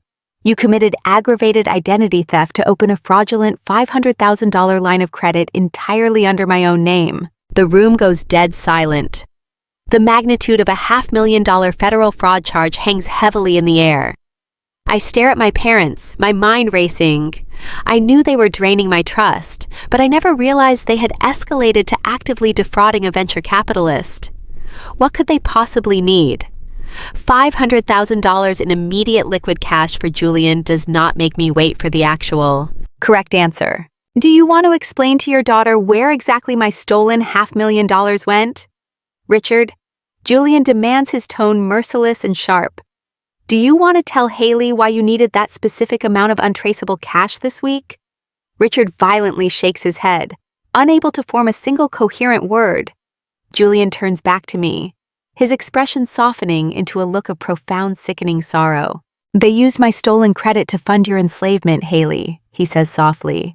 They funneled every single penny of that $500,000 into offshore accounts belonging to a highly corrupt network of private fertility doctors and underground surrogacy lawyers right away. I gasped, the sharp intake of air burning my lungs. The horrific pieces finally clicked together. They needed massive bribes to bypass every single legal and ethical medical protocol in the state. No legitimate doctor would ever perform an embryo transfer on a woman suffering from severe progressing endometriosis. No ethical lawyer would ever draft a surrogacy contract that required a woman to hand over a child in exchange for access to her own stolen medical funds. They needed a massive amount of dirty money to pay off the right people to look the other way, while they permanently destroyed my body and stole my entire future without any remorse. You forged my signature to finance the complete physical and psychological destruction of an innocent woman, Julian says, his voice echoing with absolute thundering fury. You stole from me to build a prison for her. You thought you could orchestrate a flawless criminal conspiracy and walk away completely unscathed. Now you will lose absolutely everything you have. The quiet bookkeeper you brutally tortured for decades just exposed your entire fraudulent empire to the blazing light. Every single dirty secret you buried is finally out in the open right now today. The heavy, suffocating silence in the living room suddenly shatters completely into a million jagged pieces. My father Richard stares fixedly at the thick stack of federal documents resting innocently on the imported marble coffee table. His eyes are completely wild, darting frantically back and forth between the manila folders and Jonathan Caldwell's dark leather briefcase. He realizes with a sickening absolute clarity that the entirety of his fraudulent empire is sitting right there in those neatly printed pages. Every single forged signature, every illegally routed bank transfer, every massive bribe paid to those corrupt underground fertility doctors is meticulously, thoroughly documented for the federal government to see. He is staring directly at his own guaranteed federal prison sentence. The sheer absolute panic completely overwrites any remaining shred of his rational thought or self-control. With a guttural, desperate shout that sounds more like a cornered animal than a man, Richard violently lunges forward across the expensive imported rug. He ignores me entirely as he flies through the air. He is not trying to apologize for ruining my life or beg for my mercy. He is actively launching his entire body toward the coffee table, desperately reaching out with both shaking hands to grab Caldwell's briefcase. He actually thinks if he can just destroy the physical papers, he can somehow erase the massive mountain of federal evidence against him. He thinks he can simply tear up the ultimate truth and throw it into the gas fireplace, just like he threw away my childhood and my future. But he never even makes it to the marble table. Julian moves with a speed and fluid precision that completely defies his calm, elegant demeanor. He steps effortlessly into my father's path, creating an absolute physical barrier, blocking the briefcase completely. Julian does not throw a punch. He does not need to resort to the pathetic, flailing violence of a desperate cornered grifter. He simply plants his expensive shoes firmly on the floor, shifts his weight, and catches my father squarely by the collar of his tailored dress shirt. The sheer physical momentum of Richard's desperate lunge completely collapses against Julian's immovable frame. "Stand down," Richard Julian commands. His voice is not a loud yell. It is a deep, resonating boom of absolute terrifying authority that literally shakes the very foundation of the room. It is the steady voice of a man who commands entire corporate boardrooms and builds global empires, telling a pathetic common thief exactly where he belongs. Julian shoves him backward with a single effortless thrust of his arm. My father stumbles wildly, his expensive leather shoes completely losing traction on the polished hardwood floor. He crashes incredibly hard into the side of the velvet sofa, gasping loudly for air, with his face completely devoid of any remaining color. My mother Diane screams, clutching her face in pure, unadulterated terror, while Ashley curls into a tight, trembling ball on the cushions, completely paralyzed by the sudden violent shift in power. They are absolutely broken. I am still kneeling on the floor, the agonizing pain of my failing organs ripping through my abdomen in relentless hot waves of torture. For my entire 29 years of life, I waited desperately for someone to rescue me from this nightmare. I waited for my parents to finally look at me and love me. I waited for my golden sister to show a single ounce of genuine human compassion. But as I watch my father cowering pathetically on the floor, terrified of the severe criminal consequences of his own monstrous greed, a profound, undeniable realization washes over my entire soul. I do not need to be rescued by anyone. I hold the ultimate keys to my own absolute freedom. I am the sole legal heir to a $15 million generational trust that they tried to steal. I am the brilliant, meticulous corporate bookkeeper who was forced to balance every single one of their fraudulent ledgers. I know every hidden bank account routing number by heart. I know the exact name of every fake shell corporation they created. I know exactly where all the bodies are buried because I was the one they forced to dig the graves in the middle of the night. The intense burning physical pain in my pelvis suddenly feeds a blazing inferno of pure adrenaline and absolute justice. I press my hands flat against the cold hardwood floor and completely force my legs to move. I push myself upward, refusing to stay on the ground for a single second longer. I stand incredibly tall, locking my trembling knees, pulling my shoulders back and stepping directly toward Jonathan Caldwell. I do not look at my parents. They are completely irrelevant to me now. They are nothing but pathetic ghosts haunting a luxury house they do not even legally own. "Mr. Caldwell," I say, my voice ringing with crystal clear absolute certainty, cutting through my mother's hysterical sobbing. "Do you have the emergency injunction papers ready right now?" Caldwell looks at me with a deep, undeniable, and profound respect. He reaches into his tailored jacket pocket and pulls out a thick blue legal folder withdrawing a sleek silver luxury pen. "I have them entirely prepared for your signature, Haley," he says smoothly, handing me the heavy pen. "This federal injunction will immediately freeze every single financial asset, property, deed, and liquid account currently accessed by Richard and Diane Myers." I do not hesitate for a fraction of a second. I walk right past my mother, who is now openly weeping and begging me to listen to reason and family loyalty. I walk right past Ashley, who is staring at me in absolute horrified disbelief, realizing her surrogate slave just became her master. I lead the way out the heavy oak front door, stepping out into the cool, crisp afternoon air. Julian and Caldwell follow closely behind me, acting as my absolute unwavering shields against the chaos inside. I walk straight up to the massive black-tinted SUV parked aggressively in the driveway. I slap the thick blue folder down onto the gleaming metal hood of the vehicle. Using the warm hood as a desk, I firmly uncap the silver pen. Diane bursts out the front door, screaming my name wildly as she runs down the porch steps. "Haley, please, you cannot do this to us. We are your family. We have absolutely nothing without that money. You are destroying us," she wails. I completely ignore her existence. As I press the pen to the paper and sign my name on the very first line, I loudly and clearly recite the exact federal tax identification numbers of their fake shell companies. Pacific Horizon Holdings. I say, my voice carrying over the manicured lawn. Frozen. Cascade Apex Properties. Frozen. Evergreen Summit Investments. Frozen. I sign the second line completely and legally, freezing the deed to the very custom-built mansion they are currently standing in. I sign the third line legally, freezing the massive fraudulent $500,000 credit line they stole from Julian to fund their illegal surrogacy bribes.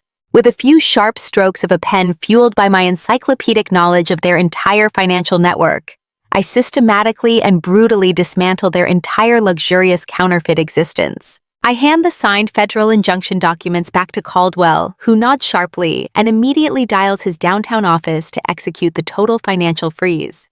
Julian pulls open the heavy rear door of the SUV for me, offering a firm, supportive hand as another severe wave of medical pain hits my lower stomach. I climb into the luxurious leather seat, finally safe and completely untouchable. The heavy vehicle door shuts with a solid, satisfying thud, completely cutting off the hysterical, panicked screaming of my parents echoing across the driveway. As the black SUV smoothly pulls out, reversing onto the street, and leaving my ruined, toxic family standing helpless in the dust, I look out the tinted window. I know the legal war is just beginning, and I still need emergency surgery to save my own life. But for the first exact time in my 29 years of existence, I am the one holding all the weapons. The quiet little bookkeeper just burned their entire world to the ground, and she did not even look back at the ashes. The heavy doors of the SUV close, sealing me inside a world of tinted glass and hushed leather. The contrast is jarring. Outside, my family is screaming in the driveway, their voices muffled and desperate as their fraudulent empire begins to crumble. Inside the vehicle, there is only the quiet hum of a massive engine and the steady, rhythmic breathing of Julian and Jonathan Caldwell. I am pressed against the back seat, my arms wrapped tightly around my abdomen. The physical pain from the endometriosis is blinding, tearing through my pelvic floor like jagged glass, but I refuse to make a sound. I will not give them the satisfaction of my weakness, not even in my memory. Julian does not offer me meaningless platitudes. He does not pat my hand and tell me everything is going to be all right. He recognizes that the woman sitting across from him does not need pity. He simply pulls a sleek black phone from his tailored jacket and makes a single call. His voice is a low, authoritative murmur that commands absolute obedience. He does not ask for an appointment. He does not wait for a receptionist. He speaks directly to the chief of surgery at the most exclusive private hospital in Seattle. He demands the entire top-floor wing be cleared. He demands the immediate presence of their leading specialist in severe advanced endometriosis. He authorizes an open-ended wire transfer to cover whatever astronomical costs are required. This is what true power looks like. It is not my father screaming and throwing cheap scotch. It is a quiet command that moves mountains before the receiver even hangs up the phone. The drive is a blur of agonizing pain and sharp adrenaline. When the SUV finally glides into a secure underground parking garage, a team of medical professionals is already waiting for us. There are no crowded emergency waiting rooms. There are no clipboards or insurance forms to fill out. I am gently but swiftly transferred onto a gurney. The stark white lights of the hospital ceiling flash above me as they rush me through a private elevator directly to the surgical floor. The pain is peaking now, threatening to pull me under into a dark, suffocating abyss, but my mind remains terrifyingly clear. I see Julian walking beside the gurney. His face is a mask of absolute stoic resolve. He looks at me and I see a silent promise in his dark eyes. We are not done. The surgical prep is a whirlwind of hushed voices, sharp needles, and sterile smells. The lead surgeon, a woman with graying hair and incredibly kind eyes, leans over me. She tells me the internal bleeding is severe and the tissue damage is extensive. She tells me they have to operate immediately to save my organs. I nod, my vision blurring as the anesthesia begins to flow through my veins. The last thing I hear before the heavy, dreamless sleep takes over is Caldwell's voice outside the operating room doors, calmly instructing a security detail that absolutely no one named Myers is allowed anywhere near this building. Then there is only darkness. When I finally open my eyes, the world comes back in slow, muted fragments. I am not in a standard hospital room. I am in a vast, incredibly quiet recovery suite that looks more like a luxury penthouse. Floor-to-ceiling windows overlook the city skyline, casting a soft gray light across the polished wood floors. My body feels incredibly heavy, anchored to the pristine white bed by a network of intravenous lines and monitors. There is a dull, throbbing ache in my abdomen, but the sharp stabbing agony that has haunted me for years is completely gone. For the first time in my adult life, my body belongs to me. It is no longer a bargaining chip for my sister's vanity. It is no longer a vessel for my parents' extortion. I turn my head slightly.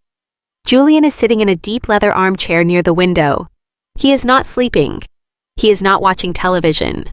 He is staring intently at a glowing digital tablet, his fingers swiping across the screen with methodical precision. He looks up the exact moment I stir. He sets the tablet down and walks over to the side of the bed. He does not ask how I am feeling. He looks into my eyes, searching for the spark of consciousness, and he finds a blazing inferno. I need a computer, I say. My voice is raspy and weak from the breathing tube, but the command is absolute.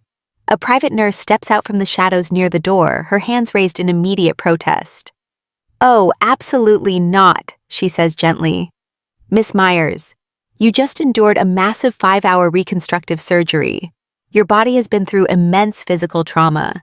You need to rest. You will be on strict bed rest for at least the next 3 days. I try to push myself up against the pillows, but my core muscles refuse to obey. I grit my teeth, the frustration boiling over.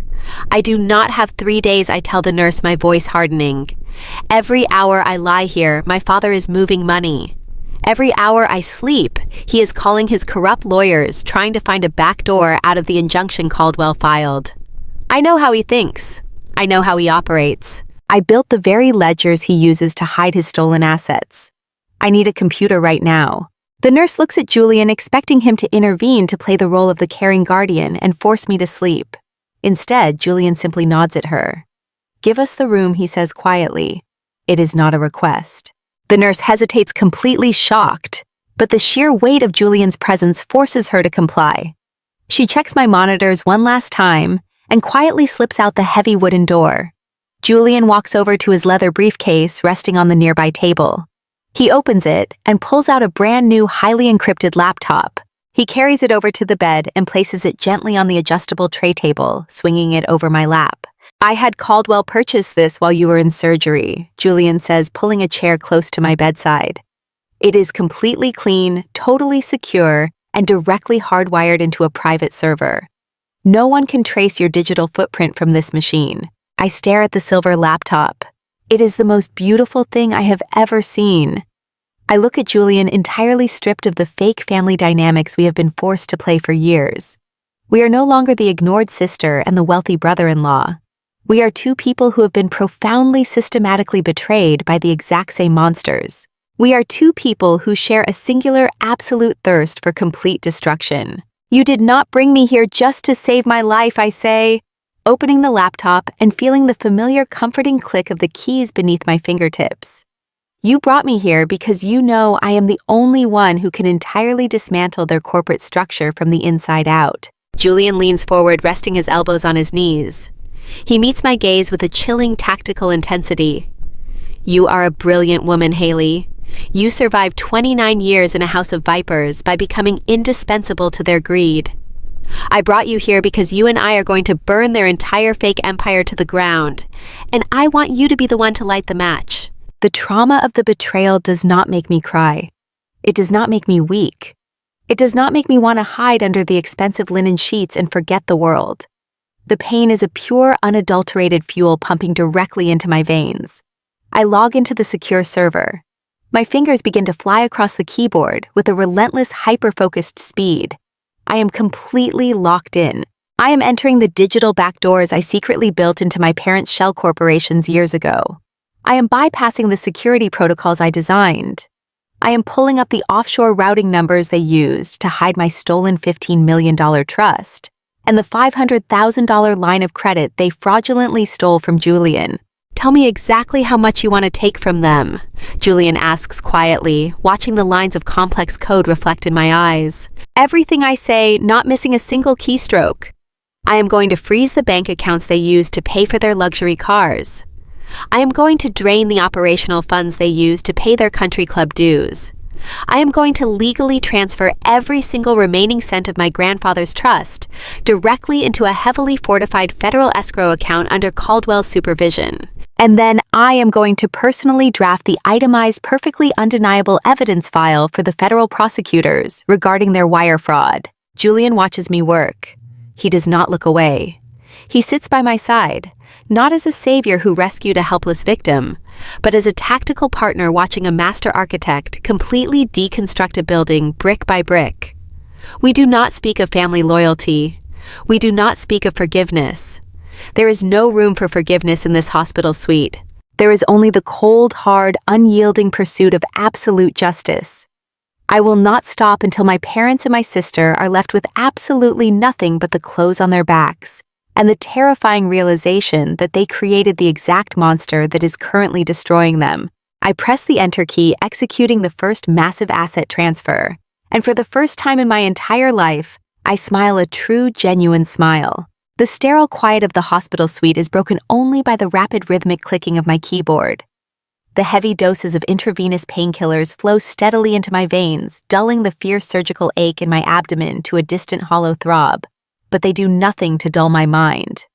My mind is operating with a terrifying, absolute clarity. For years, my parents treated me like a simple, mindless calculator. They thought because I sat quietly in the corner and did exactly what I was told that I was completely incapable of understanding the massive financial architecture I was building for them. They grossly underestimated the quiet bookkeeper. When you spend thousands of hours balancing complex corporate ledgers, you do not just see numbers on a spreadsheet. You see the exact flow of power. You see exactly where the money hides. The glowing screen of the laptop reflects in the dark hospital window against the backdrop of the Seattle skyline. Julian stands silently by the glass, his arms crossed, watching the city lights. He is a man who just had his entire marriage exposed as a horrific calculated fraud, yet he does not look broken. He looks like a general watching a battlefield unfold. I take a deep breath, ignoring the tight pull of my fresh surgical incisions, and dive straight into the digital belly of the beast. I start with Pacific Horizon Holdings. This was the primary shell corporation my father always claimed was a defunct consulting firm. I log into the secure federal portal using the executive access codes I was forced to memorize years ago. I bypassed the two-factor authentication because my father was arrogant enough to use my own childhood phone number as his backup recovery line. The main dashboard loads, and the sheer volume of wealth instantly displayed on the screen makes my hands tremble. My grandfather William was a brilliant real estate investor. He spent his entire life building a legacy he explicitly intended to protect me. My parents hijacked that legacy and used it to construct a playground of absolute extreme luxury. I click through the transaction history of Pacific Horizon Holdings. I see the exact wire transfers that paid for my mother's endless closet of designer clothes and her extravagant country club fees. I see the massive monthly withdrawals that funded Ashley's ridiculous vanity projects and exotic vacations. I stare at these staggering numbers and a vivid, sickening memory flashes through my mind. I remember walking 3 miles in the freezing rain to my accounting job because my car battery died and I could not afford a $70 replacement. I remember eating generic canned soup for weeks just to save enough money to buy basic winter boots. My parents watched me shiver in the cold while they actively drained tens of thousands of dollars a week from an account that legally had my name on it. But the petty theft of designer shoes and luxury cars is nothing compared to what I find next. I dig deeper, switching my focus to the second shell corporation, Cascade Apex Properties. My father always guarded the paperwork for this specific limited liability company with an obsessive manic intensity. He would stand over my shoulder while I filed the annual tax returns, strictly limiting my access to the bare minimum documentation required by the Internal Revenue Service. I pull up the master asset ledger for Cascade Apex Properties. The system churns for a few seconds before generating a comprehensive list of commercial real estate holdings. There is only one property listed. It is not a residential home or a small suburban strip mall.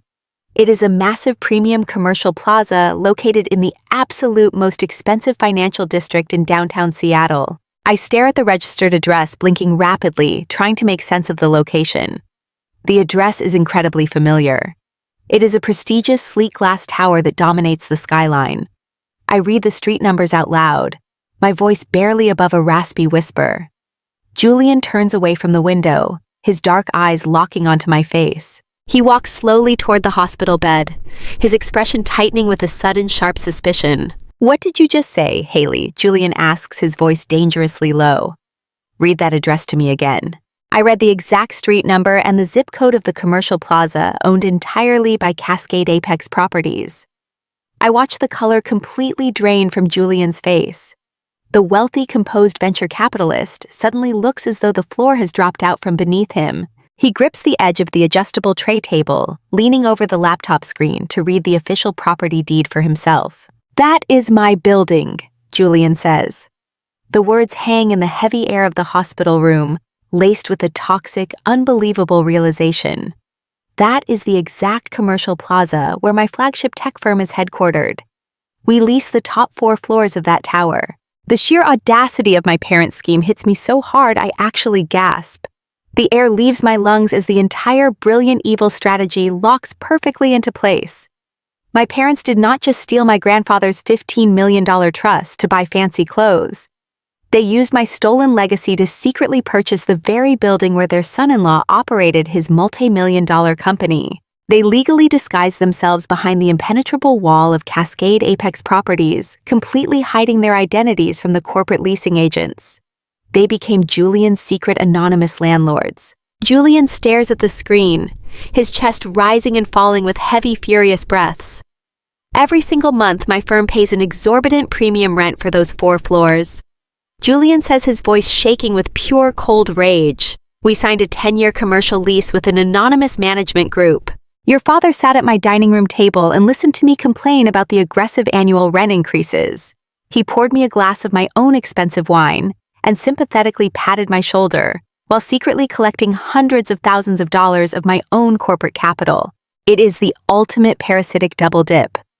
My parents used my stolen inheritance to buy the real estate, and then they mercilessly drained Julian's corporate wealth to line their own pockets. They were bleeding both of us dry simultaneously. They forced me to live in near poverty, terrified of medical debt, while they secretly hoarded massive commercial rent checks from the man they were already defrauding. They laughed at us. They sat in their custom-built mansion, completely financed by our combined exploitation, and they laughed at how incredibly easy it was to deceive us. A fresh, agonizing spike of pain shoots through my surgical wounds, but I welcome it. The pain is a sharp, brilliant reminder that I am alive and I am finally awake. I look at Julian. We do not need to exchange a single word. The mutual, absolute hatred for the people who orchestrated this monumental betrayal binds us together like steel. I am not the helpless victim anymore, and he is not the clueless, generous provider. We are the architects of their impending doom. "I am taking the building back," I say. my fingers returning to the keyboard with a renewed violent energy. They bought it with my grandfather's trust money. The original capital was exclusively mine. That means Cascade Apex Properties belongs entirely to me. I open a secure direct communication portal to Jonathan Caldwell's federal office. Even though it is past midnight, the forensic attorney answers immediately. I securely transmit the digital property deeds and the unredacted formation documents for the Shell Corporation. Caldwell reviews the files in real time. His response is swift and mercilessly efficient. Because the entire corporate structure was founded using heavily misappropriated trust funds, designated exclusively to you, Haley, you possess the absolute legal authority to claim total ownership. Caldwell explains, his voice crisp through the computer speaker. We simply need to execute an emergency transfer of control, actively stripping Richard Myers of his fraudulent managing director title and reinstating you as the sole executive authority. Caldwell digitally forwards a series of highly secure legal injunctions directly to my screen. I do not hesitate. I do not feel a single drop of guilt or family loyalty. Family loyalty is a toxic lie invented by abusers to keep their victims compliant. I read through the emergency transfer documents. The legal jargon is dense, but the ultimate conclusion is beautifully simple. With a few digital signatures, I will completely sever my father's access to the massive commercial asset he stole. I use the electronic stylus to sign my name on the first document, perfectly executing the transfer of corporate authority. I sign the second document, formally revoking all banking access and administrative privileges previously held by Richard and Diane Myers. Finally, I sign the third document, legally authorizing Jonathan Caldwell to seize control of all incoming commercial rent payments, terminating my parents' ability to withdraw a single penny from the property accounts. I hover my finger over the final submit button. I think about my mother threatening me in the living room, trying to blame me for my own exploitation. I think about my sister faking a tragic infertility journey just to force me to suffer the physical trauma of childbirth. I think about my father kicking me while I was bleeding on the floor, calling me a sick burden, while he secretly collected millions of dollars in rent from the building he bought with my stolen legacy. I press the key. The digital forms vanish from the screen, instantly transmitted into the permanent federal registry. It is done. The massive commercial plaza, the crown jewel of their entire fraudulent real estate empire, no longer belongs to them. The millions of dollars in passive income they relied upon to fund their extravagant, luxurious facade are completely frozen and securely rerouted to an account they can never touch. I lean back against the sterile hospital pillows, completely exhausted, but entirely victorious. The quiet little bookkeeper they threw away just became the most powerful woman in their world, and they do not even know it yet. The sterile white walls of the hospital suite offer a stark contrast to the absolute digital carnage I have just unleashed upon my family. Sitting in the adjustable bed with the heavy encrypted laptop resting on my knees, I feel a strange, profound sense of absolute peace. The physical pain from my extensive reconstructive surgery is completely eclipsed by the intoxicating rush of taking back my own life. I expect the next 48 hours to be a period of quiet surrender from my parents. I expect my father Richard to call my attorney Jonathan Caldwell begging for a settlement. I expect my mother Diane to realize that the game is entirely over and that their fraudulent empire has been thoroughly, permanently dismantled. But I fundamentally underestimate the sheer bottomless depth of their absolute sociopathic arrogance. Caldwell arrives at my private hospital suite 2 days later. He walks through the heavy wooden door with a sleek silver briefcase and a look of profound, absolute disbelief etched across his normally stoic face. Julian is sitting in the leather armchair near the window, reviewing corporate contracts on his tablet, but he immediately sets his work aside when Caldwell enters the room. Caldwell does not even bother to sit down. He opens his briefcase and pulls out a thick stack of glossy, heavy cardstock invitations trimmed in expensive gold foil. He places them directly on my hospital tray table. My parents did not surrender. They did not hire criminal defense attorneys. They did not pack their bags and prepare for the inevitable federal indictment. Instead, they doubled down on their counterfeit reality with a level of delusion that borders on genuine insanity. Caldwell explains that my father completely convinced himself that the federal injunction I signed is nothing more than a temporary legal bluff. Richard genuinely believes that I am just throwing a dramatic temper tantrum. He thinks because I was the quiet, obedient little bookkeeper for 29 years, that I simply do not have the stomach for a protracted legal war. He thinks he can outsmart Caldwell and maneuver around the asset freeze by relying on his fake social capital. I pick up one of the glossy gold invitations. The elegant calligraphy announces a massive, extravagant 30-year vow renewal and charity gala hosted by Richard and Diane Myers. The event is scheduled to take place in exactly 2 weeks at the most exclusive waterfront country club in Seattle. It is not just a party. It is a highly calculated, aggressively public spectacle. Caldwell informs us that they have invited over 300 of the wealthiest, most influential families in the state. They have booked a 12-piece live orchestra, a highly renowned celebrity catering team, and thousands of dollars in imported floral arrangements. Julian stands up from his chair, his dark eyes locking onto the invitation in my hand. His jaw tightens with a cold, methodical fury. He understands their strategy instantly. "This is not about celebrating their marriage," Julian says, his voice a low, terrifying rumble. "This is a deliberate psychological trap designed exclusively for me and Ashley." The realization hits me with sickening clarity.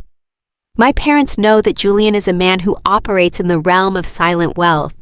He actively despises public drama, tabloid gossip, and messy social spectacles. They know he has spent his entire career building a flawless reputation based on integrity and quiet professionalism. Ashley and my parents are planning to use this massive charity gala to completely corner him. They want to force Julian to walk into a ballroom filled with Seattle elite and stand beside his weeping, fragile wife. They are banking on the fact that Julian will be too embarrassed, too afraid of a public scandal to serve Ashley with divorce papers or announce her horrific fertility lies in front of 300 prominent investors and socialites. They believe that the sheer overwhelming pressure of high society will force him to smile, pose for photographs, and silently accept his fate as their personal bank account. "They are trying to weaponize my own reputation against me," Julian says, his eyes narrowing as he stares at the golden calligraphy. "They think if they surround themselves with enough important people, I will simply bow my head and play the devoted husband to avoid making a scene. They think they can publicly chain me to Ashley forever. The sheer audacity of the plan is staggering. But my bookkeeping brain immediately zeroes in on the most glaring, terrifying flaw in their extravagant strategy. "How are they paying for this?" I ask, looking directly at Caldwell. "I legally froze every single one of their primary bank accounts. I locked them out of the commercial real estate trust. I completely drained the fraudulent $500,000 line of credit they stole from Julian. They do not have a single dime of actual liquid cash left to their names." Caldwell allows a razor-thin, extremely cold smile to touch his lips. "They are running on the fumes of their own fake prestige, Haley," he explains smoothly. "They are utilizing old secondary vendor accounts and exploiting the long-standing goodwill they built up in the community using your stolen money. The country club, the caterers, the florists, they all believe Richard and Diane Myers are multimillionaires because they have spent the last 10 years throwing your cash around like confetti. None of these vendors require upfront deposits from them anymore. They operate on net 30 billing cycles. Your parents are aggressively maxing out phantom credit, completely convinced they will find a way to break your injunction before the final invoices come due." Caldwell reaches into his briefcase again. "I have already drafted the official cease and desist letters," he says. "I can have these legally dispatched to the country club and every single vendor by noon today. We can inform them that the Myers estate is currently under federal investigation and that all of their assets are completely frozen. The venue will immediately cancel the gala. The caterers will pull out. The entire event will be shut down before the sun sets." Julian looks at Caldwell and then turns his gaze to me. "We have the power to stop this right now. We can end their pathetic delusion with a single phone call." I stare at the glossy golden invitation resting on my white hospital blankets. I think about my sister Ashley crying fake tears and plotting to use my body as a surrogate just to keep her stomach flat. I think about my mother threatening me and telling me I was a useless burden. I think about my father kicking me while I was bleeding on the floor and hoarding millions of dollars in a stolen trust while I lived in absolute poverty. I look at the invitation and I do not see a party. I see a beautifully constructed, perfectly designed guillotine. I slowly close the invitation and hand it back to Caldwell. "No." I say, my voice ringing with a cold, absolute steel that surprises even me. Do not send the cease and desist letters. Do not call the vendors. Do not do a single thing to interrupt their plans. Caldwell raises his silver eyebrows, clearly surprised by my command. Haley, if we do not stop this, they will incur hundreds of thousands of dollars in new debt. The financial fallout will be catastrophic. Exactly, I reply, a sharp, relentless drive taking over my entire body. I want the fallout to be catastrophic. For 29 years, they forced me to stay in the shadows while they paraded around in the light. They want a public spectacle. They want an audience. Let them have it. Let them build their massive, beautiful stage. Let them invite every single influential person in the city. Let them order the expensive champagne and the imported flowers. Julian steps closer to the bed, a dark, terrifying understanding dawning in his eyes. He is not looking at me like a victim. He is looking at me like a fellow commanding officer on the eve of absolute war. You want them to walk into the trap they built for us, Julian says softly. I nod, my eyes burning with an intense, hyper-focused clarity. I know exactly how these billing cycles work, Julian. I managed their fraudulent ledgers for a decade. The vendors will not run the final credit checks or process the primary payments until the actual night of the event. My parents think they can bluff their way through this, but math does not bluff. Numbers do not lie. We are going to let them put on their expensive formal wear and stand in front of 300 people. And when the credit cards decline, and the vendors realize they have been completely scammed by a family of penniless grifters, we are going to be standing right there to watch the entire counterfeit empire burn to ash. Julian does not hesitate. He does not suggest we take the high road. The trauma of their betrayal has completely stripped away his usual diplomatic grace, leaving behind only a ruthless demand for total, absolute destruction.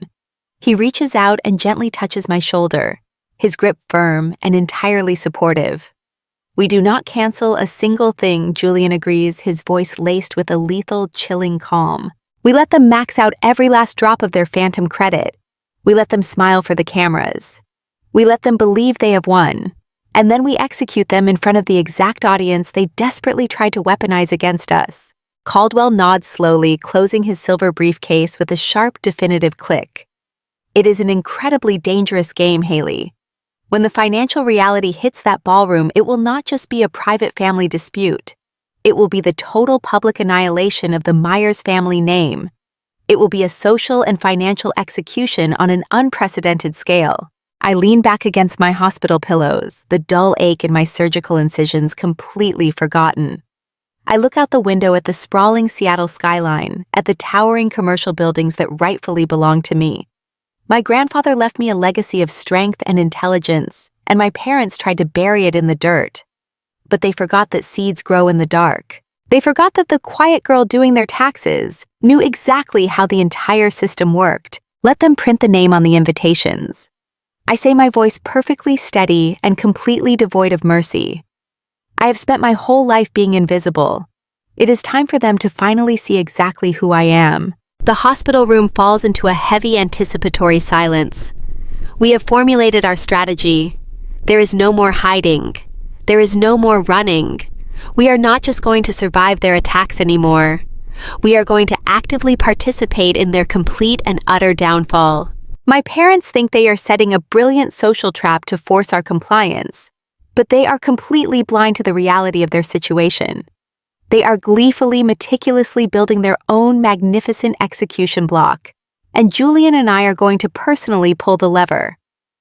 I close my eyes, letting the cold, comforting certainty of impending justice wash over me. The quiet bookkeeper is dead. The war has officially begun. The Grand Emerald Ballroom at the Fairmont Olympic Hotel in downtown Seattle is dripping in absolute sickening excess. I stand completely hidden in the velvet-draped shadows of the mezzanine balcony, looking down at the magnificent, fraudulent spectacle my parents have built. The sheer scale of their delusion takes my breath away.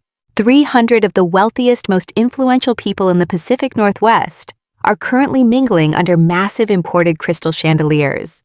I see local politicians, elite venture capitalists, and prominent tech CEOs sipping vintage champagne from towering crystal flutes. A 12-piece string orchestra is playing softly in the corner, completely masked by the deafening hum of arrogant high society networking. My parents did not spare a single expense for their 30-year vow renewal and charity gala. I watch waiters in pristine white tuxedos carrying silver trays loaded with beluga caviar and perfectly seared Wagyu beef. Massive cascading floral arrangements of rare white orchids and imported lilies dominate every single table. I know exactly how much those flowers cost, because I spent 10 years balancing their corporate ledgers. It is a stunning visual masterpiece of pure, unadulterated financial suicide. They are throwing the party of the decade entirely funded by phantom credit and maxed-out vendor accounts. They are dancing on the absolute edge of a cliff, completely convinced they can fly. The sheer arrogance required to stand in a room full of Seattle elite and pretend to be billionaires while actively facing federal fraud charges is truly mind-boggling. They are literally drinking stolen champagne. Down on the main floor, my father Richard is completely in his element.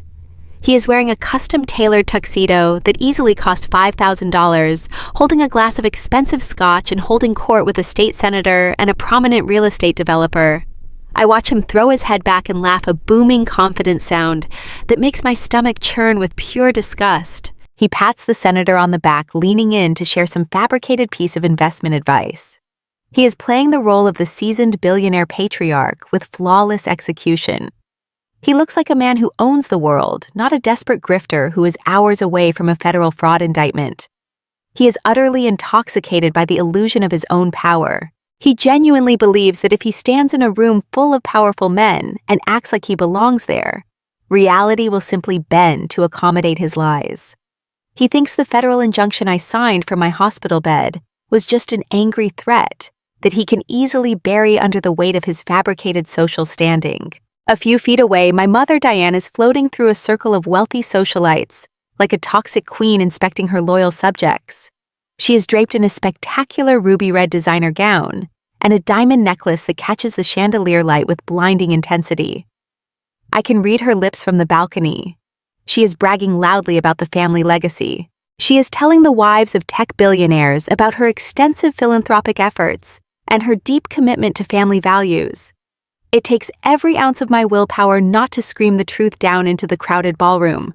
The woman preaching about family values literally threw her 13-year-old daughter onto a dark porch with 2 garbage bags. The woman wearing diamonds bought them by systematically draining the $15 million trust fund my grandfather left to protect me. She is a parasite wrapped in silk, smiling warmly at the exact people she plans to manipulate next.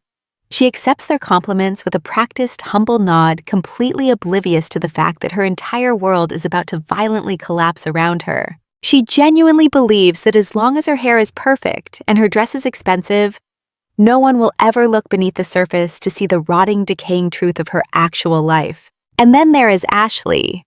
My older sister is playing her part with sickening theatrical perfection.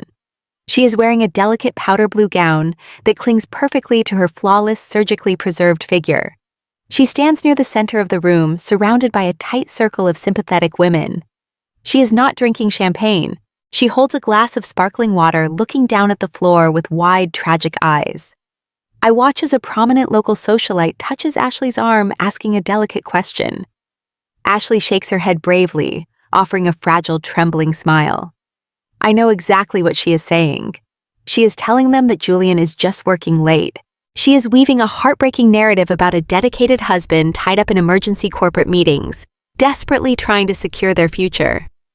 She is playing the supportive, loyal wife, carrying the heavy emotional burden of their fabricated fertility struggles. She accepts their gentle hugs and sympathetic nods completely, masking the cold, calculating vanity that led her to permanently sterilize herself just to avoid gaining pregnancy weight. She is surrounded by hundreds of people who genuinely believe she is a tragic victim of biology, entirely unaware that she is a sociopathic manipulator who actively tried to enslave my body and steal my medical funds to cover up her lies. Julian stands right beside me in the dim light of the mezzanine. He is perfectly still, his hands gripping the ornate brass railing of the balcony. He is watching his wife perform her tragic monologue, and the absolute coldness in his dark eyes is terrifying. He does not look like a heartbroken husband anymore. He looks like a judge watching a guilty verdict being finalized. Jonathan Caldwell, our federal forensic attorney, stands on my other side. He casually checks his expensive silver wristwatch. The trap is perfectly set. The final vendor invoices are currently processing through the electronic banking systems.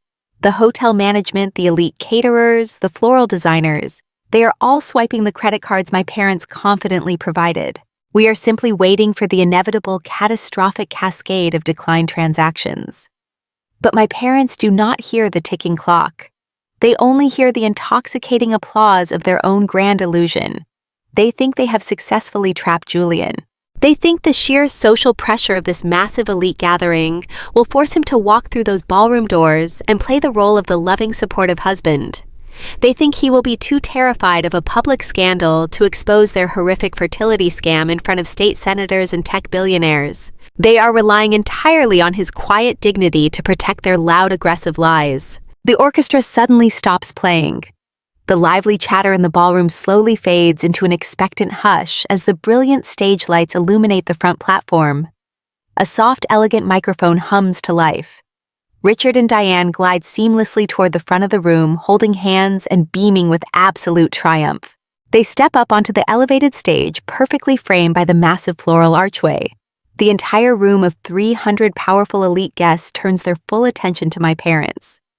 Richard taps his crystal glass with a silver spoon, producing a sharp, clear chime that echoes off the gilded walls. He adjusts his tuxedo jacket and leans into the microphone, his face glowing with arrogant, absolute victory. "Thank you all for joining us tonight." Richard begins, his deep voice wrapping around the crowd like a warm blanket. 30 years ago, Diane and I stood together and made a promise to build a legacy. We promised to create a foundation of love, strength, and unwavering family loyalty. Tonight, looking out at all of our dearest friends and colleagues, I can proudly say we have achieved that dream. Diane smiles adoringly up at him, resting her head gently against his shoulder. It is a masterpiece of public manipulation. Richard raises his glass higher, searching the crowd, until he spots Ashley standing perfectly in the center. But a legacy is nothing without the future. He continues, his voice swelling with manufactured emotion. "And tonight we want to make a very special toast to our beautiful daughter Ashley. She has faced incredible challenges with such grace and profound courage. She is the true shining light of the Myers family. We know Julian is working tirelessly tonight to build their future. But we want everyone here to know that our family stands together, completely unbreakable and completely devoted to one another." The applause for my father's sickeningly hypocritical toast is just beginning to swell when I give the signal. The heavy brass handles of the Grand Emerald Ballroom's main mahogany doors are cold beneath my fingers, but my hands do not shake. For 29 years, I was the ghost of this family. I was the obedient shadow who quietly scrubbed their messes, balanced their fraudulent ledgers, and accepted their cruel scraps of affection while they basked in the spotlight. But tonight, the ghost is stepping directly into the glaring chandeliers. I push the massive double doors inward with a fierce, resounding shove. The heavy wood strikes the marble walls with a thunderous, booming crash that instantly shatters the polite applause. 300 wealthy guests turn their heads simultaneously. The 12-piece string orchestra stutters and grinds to an awkward, screeching halt.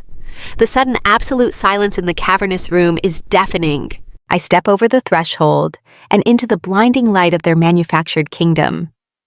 I am no longer the exhausted, pale bookkeeper wearing cheap thrift store sweaters and worn-out shoes. I am no longer the bleeding, terrified girl begging for her own stolen medical funds on their living room floor. In the 2 weeks since my life-saving surgery, the pain has receded, leaving behind only pure concentrated titanium. I am wearing a breathtaking floor-length emerald silk gown that moves like liquid fire around my ankles. My hair is professionally styled, cascading down my shoulders in dark, rich waves. My posture is perfectly straight, my shoulders pinned back and my chin held high. I radiate an absolute, undeniable power that I never knew I possessed. I look exactly like what I truly am. I am the sole multi-million-dollar heiress to the actual legacy my grandfather built, and I am here to collect. On my right side walks Julian Crawford. He is completely abandoning the tragic narrative my sister carefully spun for him all evening. He is not the dedicated husband working late at the office. He is wearing a razor-sharp midnight blue tuxedo, and his handsome face is set in a mask of absolute lethal coldness. His dark eyes fixate directly on the stage, instantly locking onto his lying, manipulative wife. The sheer predatory confidence radiating from his every step practically sucks the remaining oxygen out of the ballroom. On my left side walks Jonathan Caldwell. The silver-haired federal forensic attorney carries his signature dark leather briefcase like a weapon of mass destruction. He scans the room of powerful executives and politicians with complete clinical detachment, utterly unfazed by the concentrated wealth staring back at him. We move forward together as a perfectly synchronized, incredibly dangerous triad. We are an unstoppable united front of devastating truth, marching straight down the center aisle toward the grand floral stage. The reaction from the elevated platform is immediate and catastrophic. The smug, triumphant smile is physically wiped off my father's face, as if struck by a violent, invisible hand. His jaw drops completely open, and the crystal champagne flute slips helplessly from his trembling fingers. It hits the stage floor, shattering into 100 glittering pieces that scatter across the polished wood. The sharp sound of breaking glass echoes through the silent ballroom, but Richard does not even blink. He is staring at me in pure, unadulterated terror. He is staring at the supposedly sick, useless daughter who just legally dismantled his entire commercial real estate empire with a single stroke of a pen. Beside him, my mother Diane looks as though she has just seen an actual demon rise from the floorboards. The color violently drains from her perfectly contoured face, leaving her looking sickly and hollow beneath her expensive diamond necklace. She clutches the fabric of her ruby-red designer gown, her knuckles turning stark white as she desperately tries to process the impossible sight in front of her. She expects me to be cowering in my tiny apartment, broken and defeated by her cruel words. Instead, I am walking down the center aisle of her exclusive gala, looking more powerful and radiant than she has ever been in her entire shallow life. And worse, I am flanked by the two men who hold her absolute financial and legal destruction in their hands. But it is Ashley's reaction that is truly the most pathetic. My golden older sister, the fragile, tragic victim of fake biological infertility, lets out a high-pitched, strangled gasp. She takes a clumsy step backward in her powder blue gown, her eyes wide and panicked as they dart between me and Julian. She realizes in a single horrifying second that her carefully constructed lie is completely dead. Julian is not here to support her. Julian is walking shoulder to shoulder with the exact woman she tried to exploit and enslave. The absolute horror of her impending exposure practically suffocates her right there on the stage. My mother is a creature of pure survival instinct. When cornered, she does not surrender. She immediately goes on the attack. Diane violently shakes off her initial paralysis and zeroes in on the hotel security detail standing near the perimeter of the ballroom. She points a manic, trembling finger directly at me, her voice cracking with shrill, hysterical desperation. "Security!" She screams, the ugly sound cutting through the stunned silence of the elite crowd. "Security, get over here immediately. Remove this woman right now. She is an uninvited guest. She is dangerously unstable and she is trespassing on a private event. Throw her out." 3 large, burly security guards in dark suits immediately step forward from the shadows of the venue.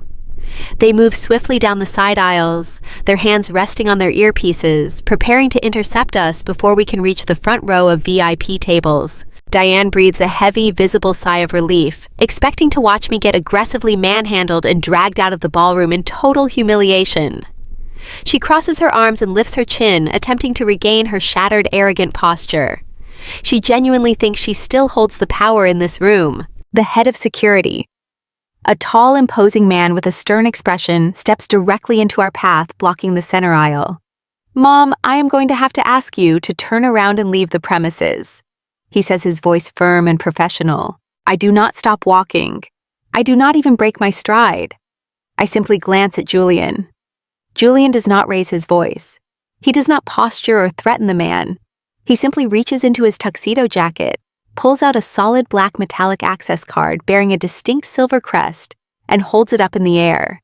The security guard stops dead in his tracks. His eyes lock onto the crest, and his professional stern expression instantly morphs into a look of sheer, profound panic. He immediately recognizes the elite insignia. This entire security firm, including every single guard operating in this hotel tonight, is a direct subsidiary heavily owned and exclusively managed by the Crawford corporate portfolio. Julian says, his voice a low, terrifying rumble that easily carries to the stage. I am your majority shareholder, and you will immediately step aside and stand down. The head of security visibly swallows hard. He quickly presses 2 fingers to his earpiece, broadcasting a frantic, hushed command to his entire team. Stand down, he orders, his voice trembling slightly. Everyone stand down immediately. The 3 large guards instantly freeze. They take a synchronized, extremely respectful step backward, clearing the aisle completely. They lower their hands and clasp them behind their backs, bowing their heads slightly as Julian walks past them. The sheer, magnificent irony of the moment makes my heart soar. My mother desperately tried to use the security team to publicly humiliate me and drag me away like common trash. Instead, the security team just publicly bowed to my escort and cleared my path to the stage. Diane's eyes bulge out of her head as she watches her ultimate defense mechanism simply evaporate into thin air. She stumbles back against my father, clutching his arm as the reality of her absolute powerlessness finally crushes her. There is no one coming to save them. There is no one they can bribe, manipulate, or command. They are completely exposed, standing under the bright stage lights in front of 300 prominent witnesses. They are trapped in their own beautiful, expensive cage. We reach the front of the stage. The 12-piece orchestra is completely silent. The senators and tech CEOs sitting at the VIP tables are staring at us with breathless, shocked anticipation. I look up at my parents and my sister standing above me on the platform. They look incredibly small. They look like exactly what they are. 3 pathetic, lying grifters who stole from the wrong people. I take a deep breath, the air feeling cleaner and lighter than it ever has before.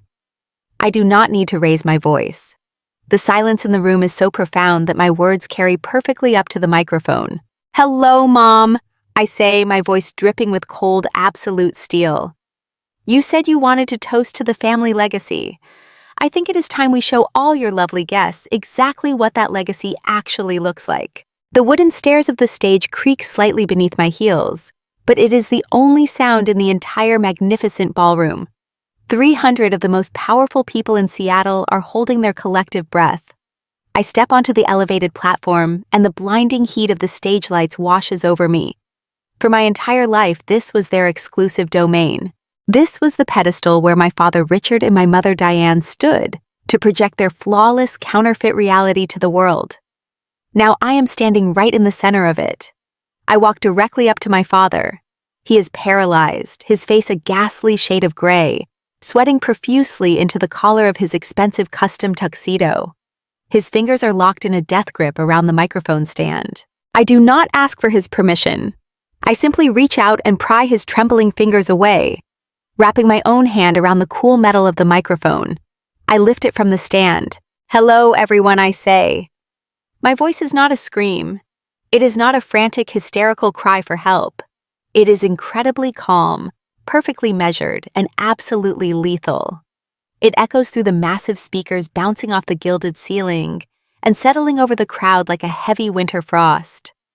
My father just gave a beautiful, moving speech about family and legacy.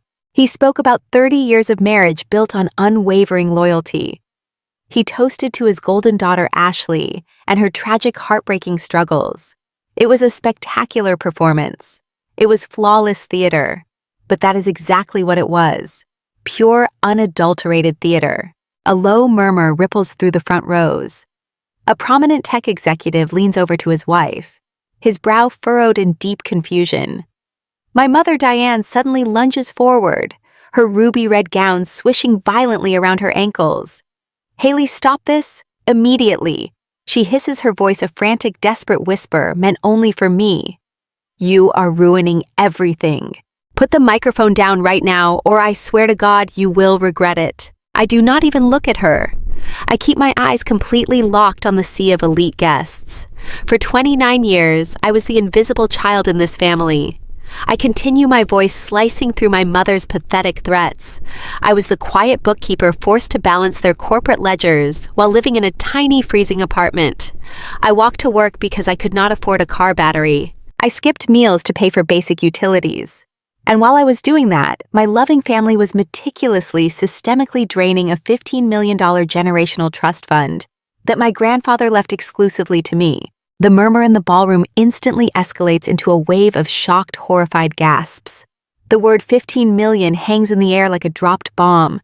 Richard suddenly lunges toward me, his face contorted in pure violent panic, attempting to snatch the microphone back. But Julian is faster. Julian steps effortlessly between us, creating an impenetrable physical wall of dark tailored silk and absolute authority. He shoves my father backward with a single commanding thrust of his arm, sending Richard stumbling awkwardly into the massive floral arrangement behind them. "Stand down!" Richard Julian commands, his voice booming without needing a microphone. "You are finished." Julian reaches into his jacket and pulls out his sleek digital tablet. With a few rapid, precise keystrokes, he connects directly to the ballroom's massive audiovisual system. The gigantic dual projector screens flanking the stage, which just moments ago were playing a sentimental slideshow of my parents' 30-year marriage, suddenly flicker and change. The soft romantic music fades into a dead heavy silence. Julian casts the first image. It is a massive 20-foot-tall, high-definition scan of the original trust documents side by side, with the highly illegal forged transfer papers my parents created. He highlights the glaring discrepancies in bright red digital ink. He casts the banking ledgers next, exposing the exact routing numbers moving hundreds of thousands of dollars from my stolen inheritance directly into Diane's offshore accounts and Ashley's luxury shopping credits. The entire ballroom watches in real time as the undeniable forensic proof of their massive financial crimes is projected for everyone to see. But financial fraud is only half the story. I turn to look at my sister Ashley, who is now openly sobbing, covering her face with her trembling hands, trying to hide from the glaring light of her own exposure. My sister is not a tragic victim of biology. I say, my voice steady and unforgiving. She is not suffering from incurable infertility. She deliberately chose to permanently sterilize herself simply because she did not want to ruin her figure with a pregnancy. And when she needed a child to secure her marriage to a wealthy man, she did not look for a legitimate agency. She looked at her younger sister. She looked at me. Julian taps the screen of his tablet one more time. The massive projectors shift again. This time, they display high-resolution screenshots of the text messages recovered from my mother's phone. The words are blown up to massive proportions, dominating the entire room. The elite crowd reads the horrific, undeniable cruelty typed by Diane's own hands. Make her do it. She owes us. She is nothing but a useless burden anyway. Why should we pay an agency when we have a perfectly good $5 surrogate sitting right here in the family? We will just cut off her medical insurance until she agrees. The reaction from the crowd is instantaneous and completely devastating. A collective gasp of pure revulsion echoes through the Emerald Ballroom. A state senator's wife in the front row actually covers her mouth with her hand, staring up at my mother with absolute, undisguised disgust. The wealthy socialites who were just hugging Ashley and offering their deep sympathies are now physically backing away from the stage, their faces twisted in profound horror. The illusion is completely dead. The glittering mask has been violently ripped away, exposing the rotting sociopathic monsters underneath. My mother collapses to her knees on the stage, burying her face in her hands and weeping hysterically. It is not a performance anymore. It is the raw, ugly terror of a woman watching her entire social universe spontaneously combust. She knows she will never be invited to another gala. She knows she will never sit on another charity board. She is a total, absolute pariah. Then Jonathan Caldwell steps forward. The silver-haired federal forensic attorney moves with the calm, terrifying precision of an executioner. He does not yell. He does not gloat. He simply reaches into his dark leather briefcase and extracts two thick, heavily sealed blue folders bearing the official seal of the federal government. He walks directly up to my father, who is still cowering near the crushed orchids. Richard Myers and Diane Myers Caldwell, says his voice projecting clearly across the silent, horrified crowd. You are hereby formally served with federal indictments for first-degree wire fraud conspiracy to commit wire fraud and aggravated identity theft. Your passports are officially flagged and suspended. All of your known assets, domestic and offshore, have been completely frozen by federal injunction. Caldwell drops the heavy blue folders directly onto the polished wooden floor at my father's feet. They hit the ground with a solid final thud that echoes like a gavel striking a judge's block. My father stares at the folders, his entire body trembling violently. He cannot speak. He cannot defend himself. The arrogant billionaire patriarch is completely gone, replaced by a pathetic cornered criminal waiting for the federal marshals to arrive. I step forward, looking down at my parents kneeling in the ruins of their magnificent deception. There is one final piece of business I need to conclude. You thought you could bluff your way through this, I say, my voice ringing with absolute finality. You thought because you threw this massive, expensive party that Julian and I would simply surrender to the social pressure. You thought you could continue living in that beautiful custom mansion completely funded by my stolen money while pretending to be kings and queens of the city. I reach into the small emerald silk clutch at my side and pull out a single neatly folded sheet of heavy white paper. I unfold it slowly, making sure every single person in the room is watching. But you made a fatal miscalculation. I continue staring directly into my father's terrified, bloodshot eyes. Because you bought that house and the commercial plaza housing Julian's firm, with funds entirely traced to my grandfather's, trust the federal government has officially reverted total ownership back to the rightful heir. I legally own Pacific Horizon Holdings. I legally own Cascade Apex Properties. I legally own the bank accounts, the cars, and the very ground you sleep on. I hold the paper out, letting it flutter slightly in the air conditioning of the ballroom. This is not an invitation, I say, dropping my voice to a lethal, chilling whisper. This is a 24-hour eviction notice. You have exactly 1 day to pack whatever cheap personal belongings you can fit into a single suitcase and vacate my property. If you are still inside my house by tomorrow night, I will have the local authorities drag you out in handcuffs for criminal trespassing. I let go of the paper. It floats through the air, landing softly on the stage right beside the federal indictments. The absolute silence in the ballroom is heavy, suffocating, and profoundly beautiful. 300 of the most powerful people in Seattle have just witnessed the total surgical execution of the Myers family. I do not wait for my parents to respond. I do not wait for Ashley to beg for mercy. I simply turn my back on them, completely done with their toxic existence. Julian places a firm, supportive hand on the small of my back, guiding me toward the edge of the stage. Caldwell falls into step beside us. His silver briefcase snaps shut. We walk down the stairs and straight down the center aisle of the ballroom. The crowd of elite guests physically parts for us, parting, like the Red Sea, completely stepping aside to let the true power in the room exit. No one speaks to us. No one tries to stop us. They just watch in absolute stunned silence as the quiet, discarded bookkeeper walks out the heavy mahogany doors, leaving the burning ashes of her abusers completely behind her. The war is over. I have finally won.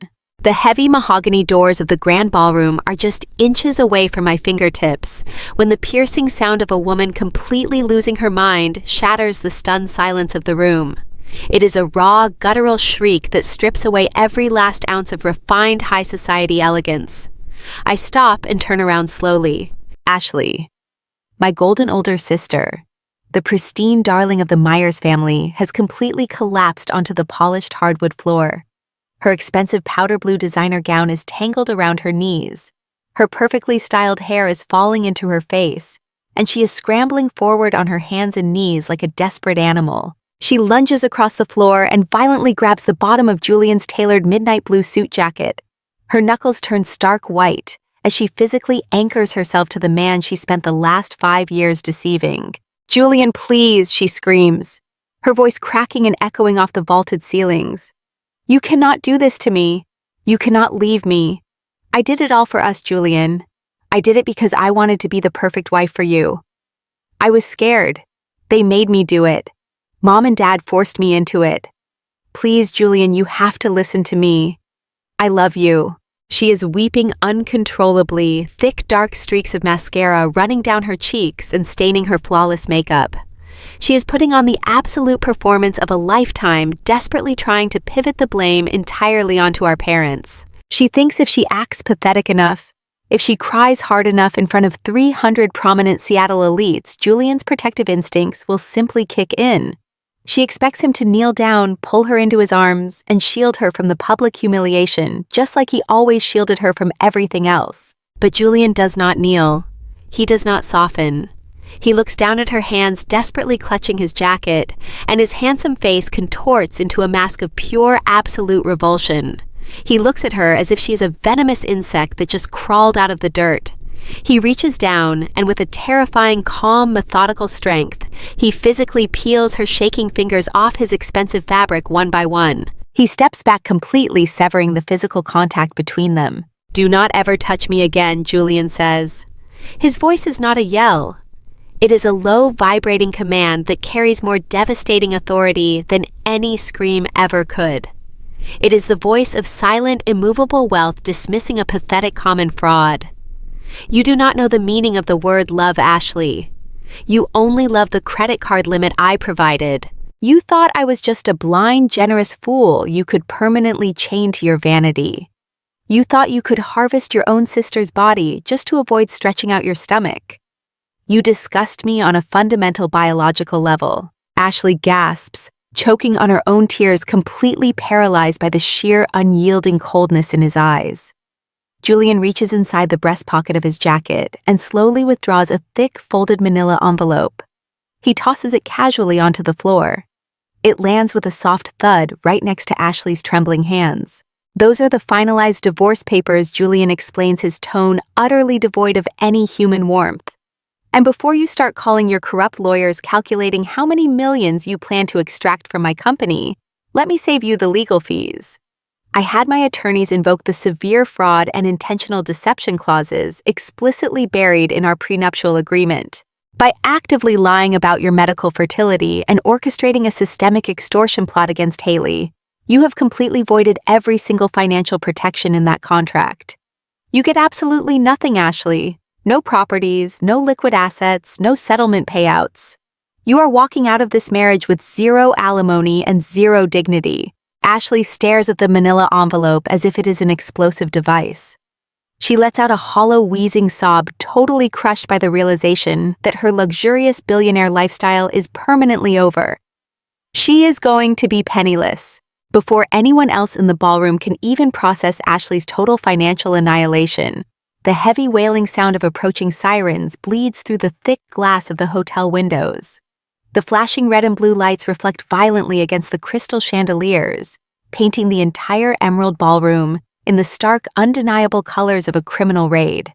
The heavy mahogany doors at the back of the room swing open with a violent crash.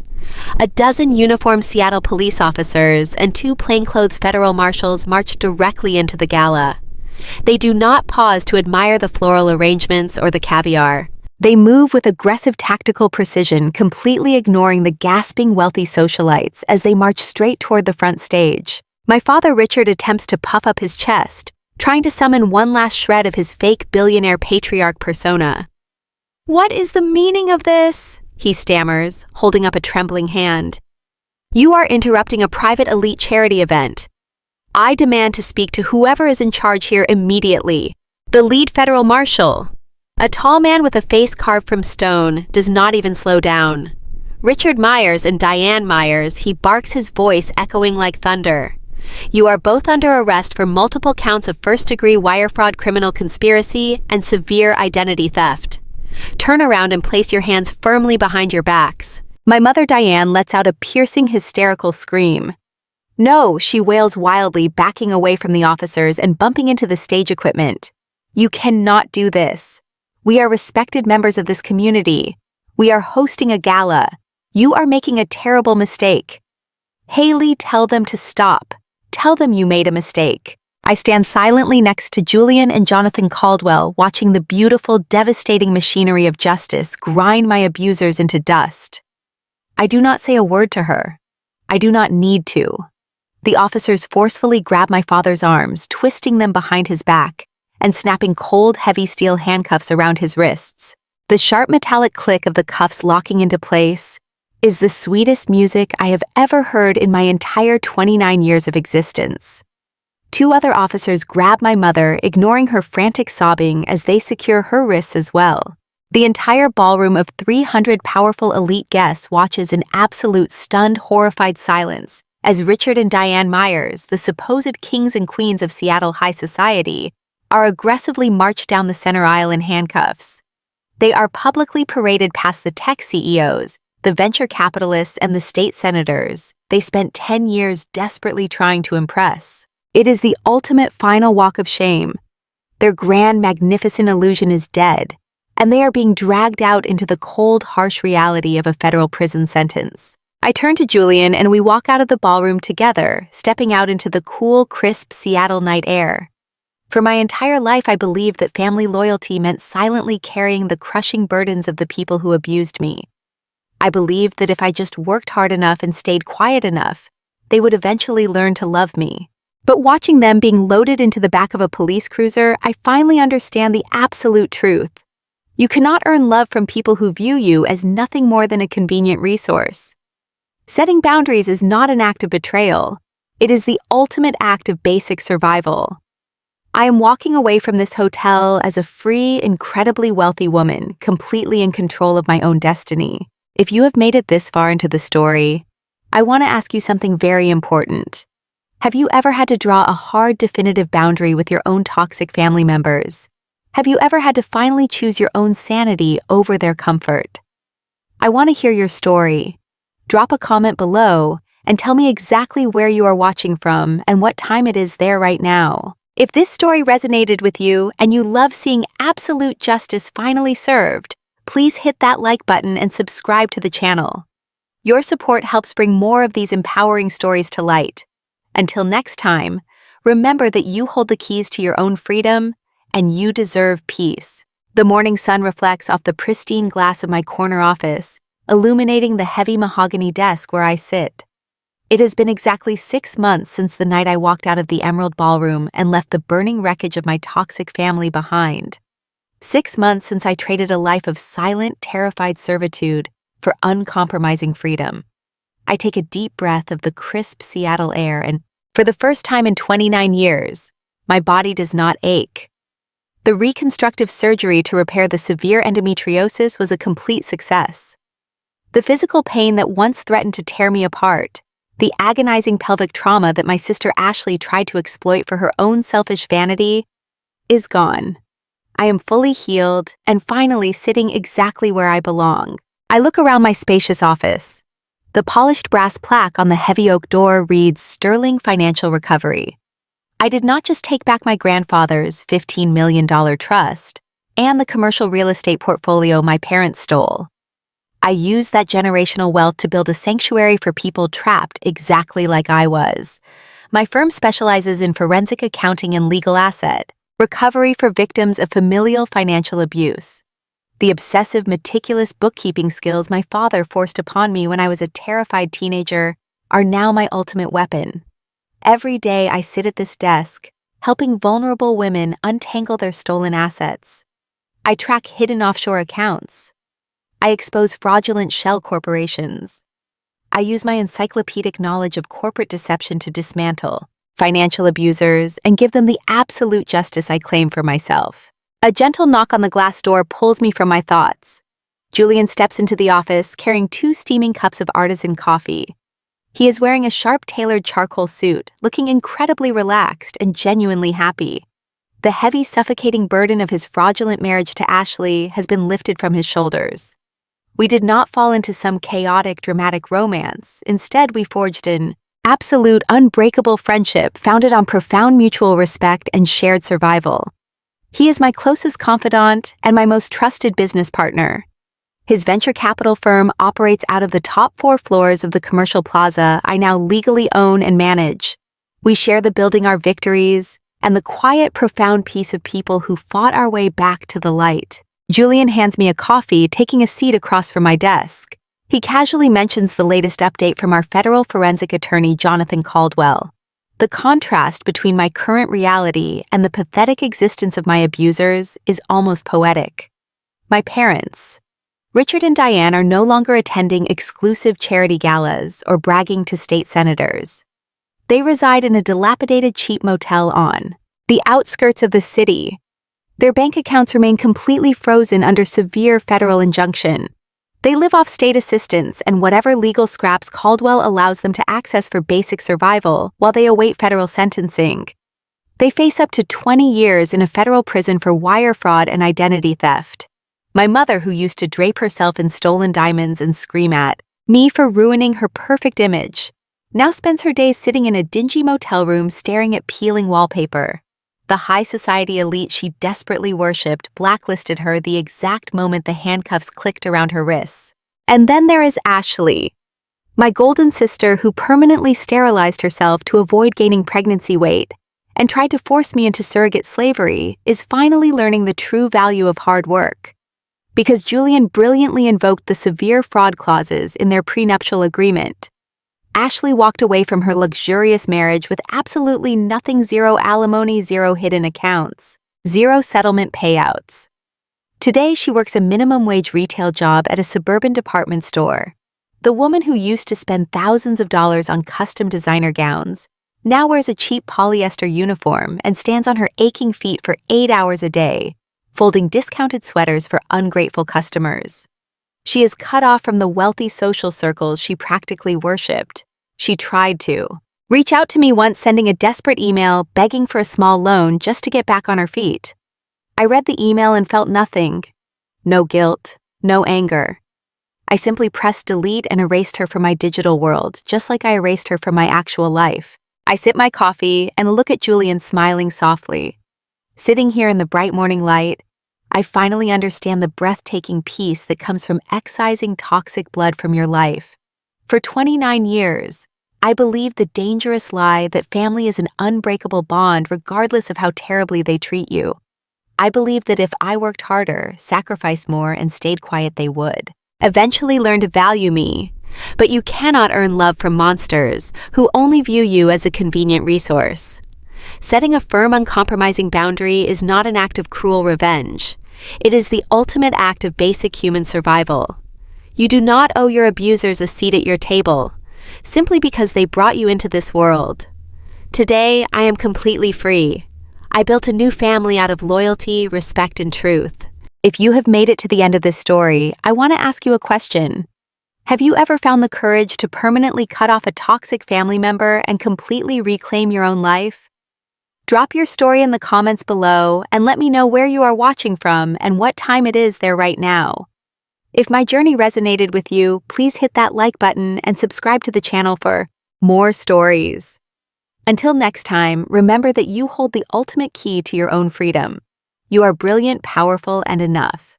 I want to take a moment right now to speak directly to anyone watching this who feels like they are drowning in their own home. Specifically to the women who have been taught that their only value lies in what they can provide for others. If you are currently shrinking yourself to keep the peace in a family that only values you for what they can extract from you, I need you to listen to me carefully. Stop. Just stop. I know exactly how terrifying it feels to stand up to the people who raised you. I know the crushing weight of the guilt they intentionally place on your shoulders to keep you compliant. For 29 years, I let my parents and my sister convince me that I was nothing more than a convenient resource. I balanced their ledgers, I kept my head down, I wore cheap clothes, and I accepted their cruel scraps of affection because I genuinely believed that if I just sacrificed enough, they would eventually learn to love me. But love is not a transactional currency. Love does not require you to bleed yourself dry just so someone else can pretend to be important. You cannot buy genuine affection from people who are incapable of giving it. Setting boundaries with toxic blood relatives is not an act of betrayal. It is the ultimate act of your own absolute survival. You do not owe your abusers your sanity, your health, or your future simply because you happen to share the same last name. It is incredibly painful to realize that the people who are supposed to protect you are actually the ones actively destroying you. But that realization is also the exact key to your absolute freedom. You have the power to walk away. You have the right to claim your own life and build a future that is entirely yours. You are not a burden. You are not a backup plan. You are not a secondary character in someone else's grand illusion. You are absolutely entirely enough exactly as you are. You do not have to be the invisible bookkeeper in your own life story. You can be the fierce, brilliant architect of your own incredible future. If my story gave you the courage to finally stand up for your own worth, please hit that like button and subscribe to the channel right now. Sharing these experiences is how we remind each other that we are never truly alone in these silent battles. Have you ever had to fight back against a family member who severely underestimated you? Have you ever had to walk away from toxic relatives to firmly protect your own peace? I really want to hear from you. Drop your story down in the comments below. Let me know exactly where you are watching from today and what time it is there right now. I read every single one. Thank you so much for staying. Take care of yourself. You deserve it.